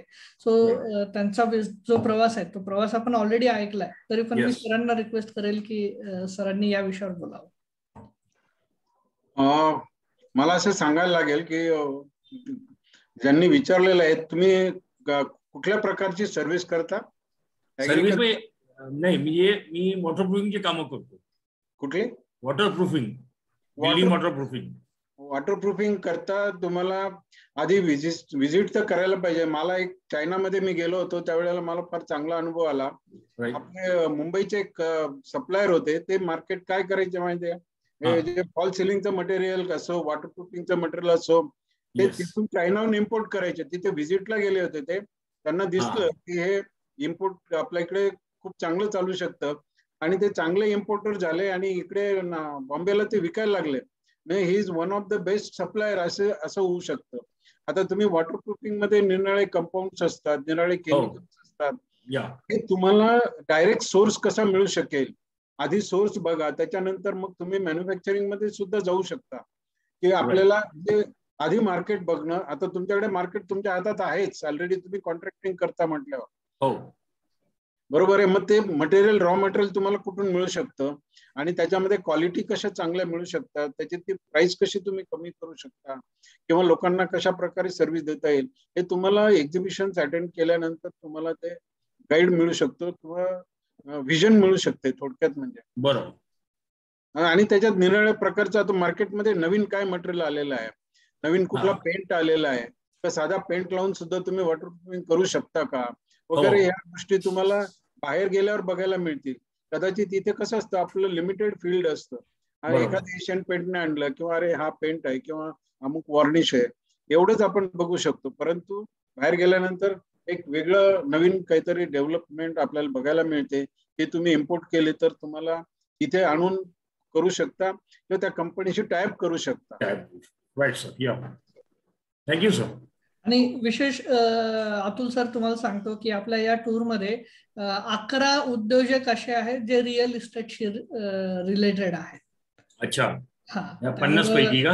हो हो. आता 43 उद्योजकांनी ऑलरेडी आपल्या याला रजिस्टर केलंय. ओके, त्यापैकी 11 उद्योजक हे रिअल इस्टेट इंडस्ट्रीशी रिलेटेड आहेत. त्यामुळे तुमचं काम तर या नेटवर्किंग मध्ये तर होणारच आहे. तिकडे जे मिळेल ते बोनस असणार आहे. Yes yes. Okay, yes. So आपण पुढचा प्रश्न घेऊया. सुनील रोकडे सर बोला. आणि मला एक सांगावंसं वाटतं की पहिल्या व्हिजिटमध्ये सगळंच काही होईल अशी अपेक्षा ठेवू नका. ही आपली इन्व्हेस्टमेंट आहे आणि असे 2-3 वेळा जर तुम्ही गेलात तर तुम्हाला खूप वेगवेगळे अनुभव येतील आणि त्याच्यातून तुम्हाला गायडन्स मिळत राहील असं. त्यामुळे अटेंड करत राहायला पाहिजे आणि नाही झालं तर फिरून यायचं, मस्त पैकी मजा करून यायची. आपल्याला आहे काय शेवटी. Yes sir, yes yes. Sunil sir बोला. सुनील सर, येस, मी तुम्हाला अनम्यूट करतो. या. Thank you sir. मी सर्वप्रथम मारुती सर आणि ब्राह्मणकर सरांचे खूप खूप आभार प्रदर्शन करतो. त्यांनी खूप माहिती, सुंदर माहिती दिली आणि आम्हाला म्हणजे खूपशे आयाम मोकळा करून दिला सरांनी. फ्युचर खूप दाखवलं सर. तर नमस्कार सर, मी सुनील रोकडे. मी बांधकाम क्षेत्रात नाशिकमध्ये काम करतो सर. मी कॉन्ट्रॅक्टर आणि बिल्डरशिप मध्ये काम करतो. मला तुम्हाला असं विचारायचं होतं की कन्स्ट्रक्शन मध्ये मला तिकडे काय ऑपॉर्च्युनिटी भेटू शकता, एक हा प्रश्न आहे. आणि दुसरं, मी योगामध्ये काहीतरी फिटनेस मध्ये आणि योगामध्ये मला काम करायचं आहे, तर त्या संदर्भात मला काही ओपनिंग भेटतील का तिकडे? येस मारुती सर, तुम्ही यावर थोडस गाईड करावं असं वाटतं मला. ऍक्च्युली कसं आहे की हे स्पेसिफिक इंडस्ट्रीशी रिलेटेड प्रश्न आहेत. ओके, त्यामुळं कदाचित या प्रश्नांवरती डायरेक्ट कनेक्ट दोघांचा पण नसेल, म्हणजे मारुती सरांचा पण आणि ब्राह्मणकर सर त्याचे बोलताय वाटतं. येस, ब्राह्मणकर सर बोला. हा, या संबंधात मी एक सांगू शकतो. मी एकदा जपानला गेलो होतो आणि जपानमध्ये आपलं ॲल्युमिनी आहे पुण्यामध्ये. तर गव्हर्नमेंट कडनं, जपान गव्हर्नमेंट कडनं आपल्याला मॅनेजमेंटचं 3 आठवड्याचं किंवा 15 दिवसाचं ट्रेनिंग देतात ते. त्याच्यामध्ये मी जेव्हा तिथे पाहिलं तर हे कन्स्ट्रक्शनच्या लाईनमध्ये हे जे तुमचं इन्फ्रास्ट्रक्चर असतं किंवा तुम्ही जे बांबूचं स्ट्रक्चर उभं करता किंवा त्याच्यामध्ये पोल उभे करता आणि वरती ते जे काय म्हणतो त्याला आपण वाढवत जातात, कन्स्ट्रक्शन करता जेव्हा आपल्याला म्हणजे पोल वगैरे लावत ना एकमेकांमध्ये वाढवत जातात, तर त्याच्यामध्ये एक अटॅचमेंट अशा वेगवेगळ्या प्रकारच्या आहेत की ज्याच्यामध्ये तुम्ही एकमेकांमध्ये काही नुसतं एक बोल्ट टाकला की तुम्ही वरती जसं पाहिजे तसं, ज्या हाईटला पाहिजे त्या हाईटला तुम्ही ते ऍडजस्ट करू शकता.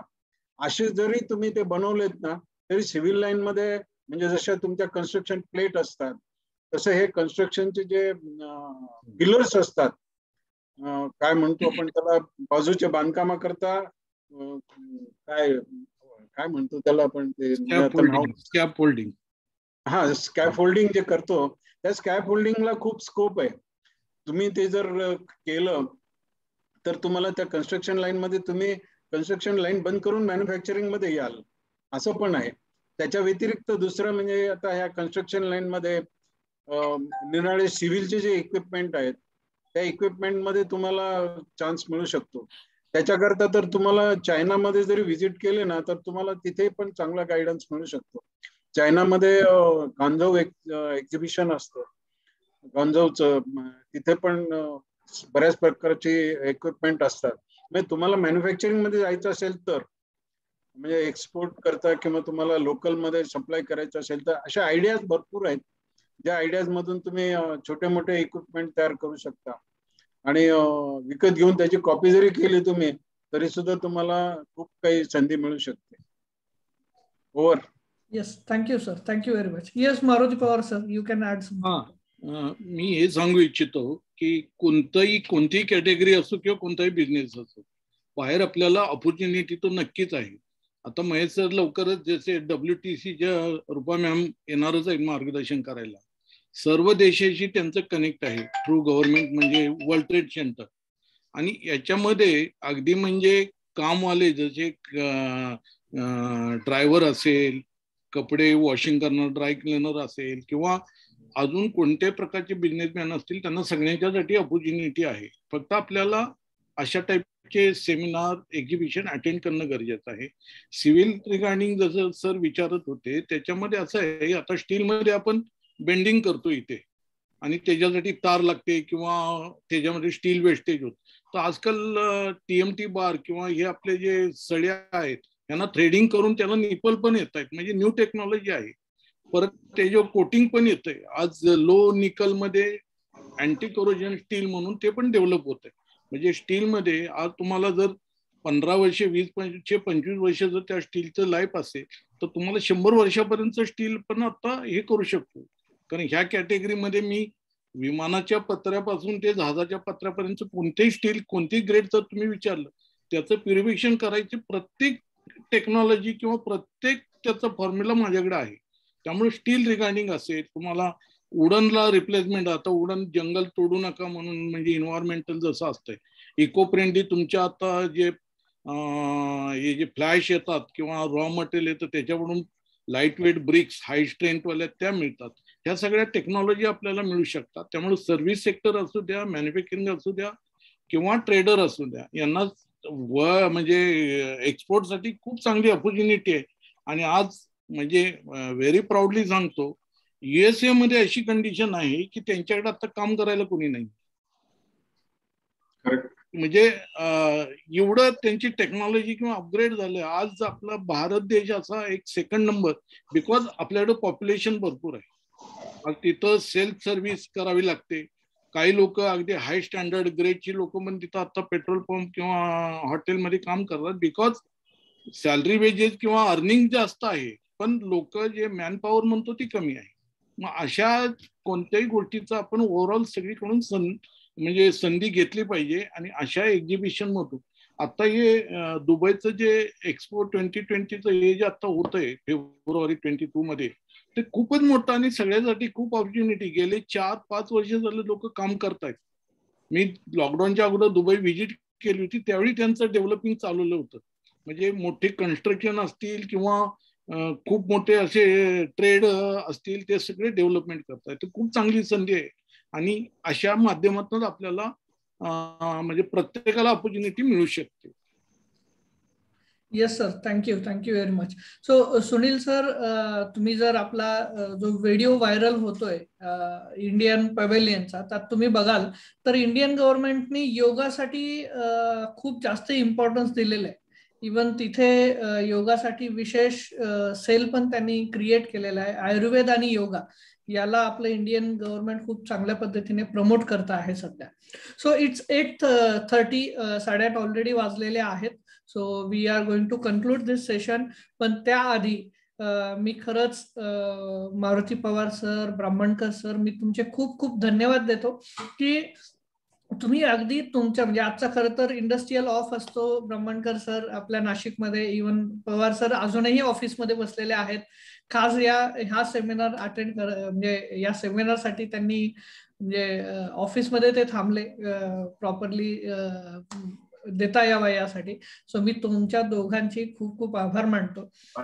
या टूर मध्ये आपल्यासोबत मारुती पवार सर डेफिनेटली आहेत. ओके, तर ब्राह्मणकर सर पण प्रयत्न करतायत. आम्ही त्यांना रिक्वेस्ट केलेली आहे की तुम्ही आमच्यासोबत असाल. म्हणजे कसं असतं की सगळं सैन्य सोबत असताना द्रोणाचार्य आपल्या सोबत असणं हे खूप गरजेचं असतं. त्याच्याशिवाय दिशा चांगली मिळू शकत नाही. तर तुम्ही ऑलरेडी 25-30 वर्ष म्हणजे आपल्यापैकी काही जणांचं एज आहे तेवढा एक्सपिरियन्स आहे या दोघांचाही. तर या मार्गदर्शनाचा लाभ आम्हाला होऊ शकतो. तर तुम्ही आमच्यासोबत नक्की यावं अशी आमची रिक्वेस्ट पण असेल.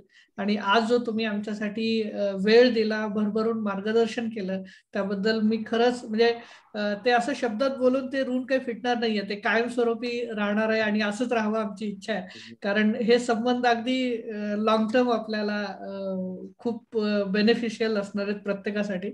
आणि डेफिनेटली आमची म्हणजे फर्स्ट टाइम मी ब्राह्मणकर सरांना भेटलो आणि त्यांनी अगदी भरभरून मार्गदर्शन केलं. जवळपास आम्ही 1-1.5 तास त्यांच्यासोबत गप्पा मारल्या आणि त्यांनी खूप छान पद्धतीने आम्हालाही मार्गदर्शन केलं. प्रोफाईल कसं बनवलं पाहिजे, कशा पद्धतीने तुम्ही प्रिपेअर करून गेलं पाहिजे, यासाठी त्यांनी माहिती दिली आम्हाला. So yes Sandeepji, you can, तुम्ही काही विचारायचं तर डेफिनेटली विचारू शकता, बोलू शकता. नाही, विचारायचं नाही विषय काही. एक विषय सांगू इच्छितो की आम्ही बऱ्याच वेळा वेगवेगळ्या क्लब्स मध्ये मोठ्या उद्योजकांना भेटावं आणि त्यांच्यासोबत आम्ही एक ब्रेकफास्ट करावा किंवा 1 तासभर घालवावा, 2 तास घालवावे असा आम्ही प्रयत्न करतो. आणि म्हणून आम्ही प्रत्येकाशी कनेक्ट करत जातो, नेटवर्किंग करत जातो. आणि महेशजी आज खरं आता जे इथे उपस्थित आहेत त्यांना सांगू इच्छितो की तुमच्याकडे चालून नेटवर्क आलेलं आहे, एक गोष्ट. दुसरी गोष्ट, पवार साहेबांसारखे एक मोठे उद्योजक आपल्या जे सोबत 9 दिवस आणि 8 रात्र आपल्या सोबत असणार आहे, म्हणजे ज्या मेंटरला आपण शोधण्याकरता अख्खं आयुष्य घालवतो ते अशी व्यक्ती आपल्यासोबत पूर्ण टूर मध्ये असणार आहे. तर ही मोठी अचिव्हमेंट जे कोणी इथे येतील त्यांच्यासाठी खूप मोठी अचिव्हमेंट आहे. येस, सो ही ऑपॉर्च्युनिटी मिस नका करू. असे दिग्गज आपल्या सोबत असणार आहेत या 9 दिवसाच्या टूर मध्ये, आणि आपल्या प्रवासात तर यांचं मार्गदर्शन होणारच आहे. आणि त्यासोबत जी मंडळी इंटरेस्टेड आहे की त्यांना काहीतरी वेगळं करायचं त्यांच्या बिझनेसमध्ये, so don't miss this opportunity. Already 43 लोकांचं कन्फर्मेशन आलेलं आहे. ओके, तुमच्यापैकी ज्यांनाही वाटेल की येस आम्हाला यायचंय, सो तुम्ही मला कॉन्टॅक्ट करू शकता, संदीप सोमवंशींना कॉन्टॅक्ट करू शकता, किंवा आमच्यासोबत संजय मोरे सर आहेत. So you can contact all of us. तुम्ही कुणालाही बिंदासपणे फोन करून विचारू शकता. सो पुन्हा एकदा मी तुम्हा सर्वांचे आभार मानेल. सी ऑल पार्टिसिपंट्स, तुम्ही तुमचा वेळ काढून तुम्ही इथे दिलात. डेफिनेटली यामध्ये तुमची उत्सुकता, तुमच्या बिझनेस बद्दलची तुमची अटॅचमेंट हे दर्शवते की तुम्हाला ग्रो व्हायचंय. आणि definitely we people are with you all. Okay, so thank you very much. Yes sir. एक विनंती होती सर.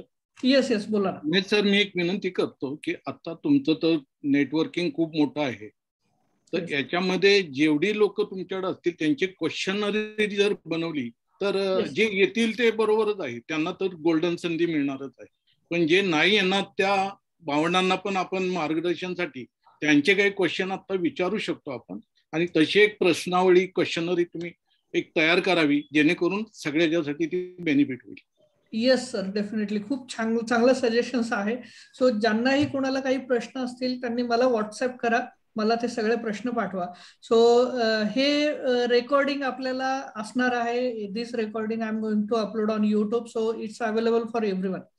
तुम्हाला सगळ्यांना हे रेकॉर्डिंग अवेलेबल असेल, तुम्ही हे बघू शकता.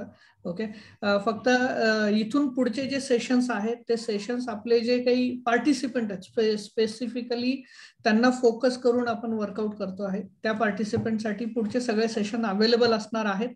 ओके, तर ज्यांना कोणाला याच्यामध्ये पार्टिसिपेट करायचंय तर सगळ्यांना मी रिक्वेस्ट करतो की सरांचं एकदा आपण जोरदार टाळ्यांनी थँक्स देऊया. सो खरं तर हा प्रोग्राम स्टँडिंग ओवेशनचा आहे. या दोन्ही लेजंड्सना आपण स्टँडिंग ओवेशन दिलं पाहिजे, बट आपण ऑनलाईन आहोत, त्यामुळे आपण सगळ्यांनी टाळ्यांनी सरांचं एक्नॉलेज करू. So thank you very much sir, Madhukar sir आणि मारुती पवार सर. तुम्ही आलात, तुम्ही हा व्हॅल्युएबल वेळ दिला, त्याबद्दल आम्ही कायम तुमचे ऋणी राहू. Thank you very much. तुमचा नंबर शेअर करा, त्यांच्याकडे नंबर नाही, त्यांना नंबर लागेल. येस, मी माझा नंबर आपल्या चॅटबॉक्स मध्ये टाकतो. ओके, आणि मी सगळ्यांना रिक्वेस्ट करतो, आपण एक गेस्टचा ग्रुप तयार करतो आहे, तर त्याच्यामध्ये मी तुम्हाला ऍड करेल. तुमचे नंबर माझ्याकडे आहेत. त्यामध्ये मी या दोघांचीही प्रोफाईल शेअर करेल. तुम्हाला जर काही प्रश्न असतील किंवा यांना भेटायचं असेल तर you can contact them. Okay, so thank you very much. मी पुढचे अजून एक 5 मिनिटं असेल, ज्यांना काही प्रश्न असतील ते विचारू शकता टूरच्या संदर्भातले. And those who want to leave this session, so you can. So thank you very much. See you in the next session. Okay sir, thank you. Thank you Pawar sir, thank you Brahman sir. Thank you very much. Thank you. Okay. Brahman sir, धन्यवाद. Oh, धन्यवाद. Thank you. Thank you very much sir. Thank you. Okay, bye. Yes, बाकी काही प्रश्न असतील कुणाचे tour संदर्भात, काही arrangement संदर्भात, तर ते प्रश्न तुम्ही विचारू शकता. सर्वप्रथम मी एक सांगू इच्छितो की तुम्ही जी टूरची कॉस्ट दिलेली आहे ती खूप स्वस्त आहे, आणि म्हणजे ज्यांना काही जायचं आहे त्यांनी खरोखर पार्टिसिपेट करायला काहीच हरकत नाहीये. कारण 8 दिवसाचा खर्च जरी म्हटला ना तरी आपण इथे इंडियात सुद्धा 8 दिवसाचा खर्च 1 लाखात होत नाही. त्यामुळे तुम्ही जी कॉस्ट दिलेली आहे ती अतिशय माफक आणि रिझनेबल आहे. चांगल्या हॉटेलमध्ये तुम्हाला बाहेर जेवण जरी घ्यायचं म्हटलं तरी एवढे कॉस्ट मध्ये होत नाही. तेव्हा मी सर्वांना जे व्हिजिटर असतील त्यांना सगळ्यांना विनंती करतो की तुम्हाला ही अतिशय चांगली अपॉर्च्युनिटी आहे, अतिशय स्वस्तात आहे, आणि तुम्ही जायला काहीच हरकत नाहीये आणि एन्जॉय करायला हरकत नाहीये. Yes sir, yes, definitely sir. मी खरं तर सांगू इच्छितो की this is not our business. म्हणजे ही टूर ऑर्गनाईज करणं हा आमचा काही मूळ बिझनेस नाहीये. आमच्या मित्रांमध्ये चर्चा झाली की आपण असं जाऊया. मग म्हटलं एकटं जाण्यापेक्षा, आणि आमच्या तिघांचाही स्वभाव असा आहे की उद्योजकांमध्ये राहायला आम्हाला सगळ्यांना आवडतं. त्यामुळे एकटं जाण्यापेक्षा किंवा आपण 2-4 जाण्यापेक्षा एक छान ग्रुप घेऊन जाऊ. शेअरिंग होईल, नेटवर्किंग होईल आणि मजा पण येईल. So those who want to enjoy this tour with businessman आणि एक रिअल बिझनेस एन्व्हायरमेंट तुमच्या अवतीभोवती क्रिएट करायचं असेल, so don't miss this opportunity. बरोबर आहे. येस. आज तुम्ही खर्च जर विचार केला ना, तर हॉटेलचा खर्च आणि विमान प्रवास, to and fro fare, plus तुमचा विसा चार्ज सुद्धा भरपूर असतो त्यांचा. म्हणजे ते सगळे डॉलर्स मध्ये किंवा ते दिराम्स मध्ये तुम्हाला द्यायला लागतो. त्यामुळे मी सगळ्यांना विनंती करतो की तुम्ही ही अपॉर्च्युनिटी घालवू नका आणि जरूर जाऊन या, एन्जॉय करा, दुबईचं मार्केट फिरा, तुम्हाला जे जे काही खरेदी करता येईल ती पण करा, हरकत नाहीये. Yes, thank you very much sir. Yes, Kiran Shinde sir, तुमच्या मध्ये तुम्ही हँड रेज केला होता, काही प्रश्न होता तुमचा?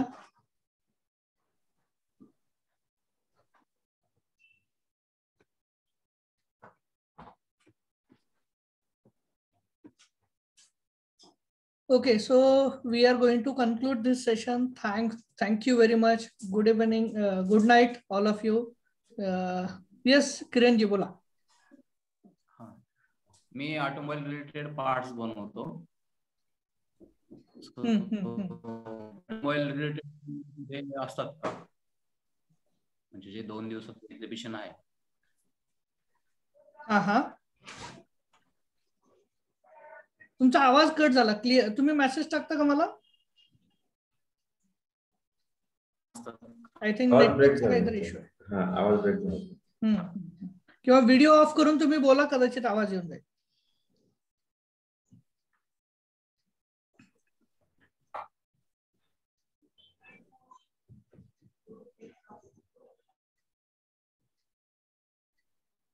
आवाज येतोय का माझा आता सर? हा येतोय, बोला. मी ऑटोमोबाईल रिलेटेड पार्ट्स बनवतो. सो ते ऑटोमोबाईल रिलेटेड एक्झिबिशन पण असतं का? ऑटोमोबाईलचं सेपरेट एक्झिबिशन असतं? नाही, हा जो आता एक्सपो आहे ना, याच्यामध्ये सगळ्याच इंडस्ट्री पार्टिसिपेट करतात. ओके. येस.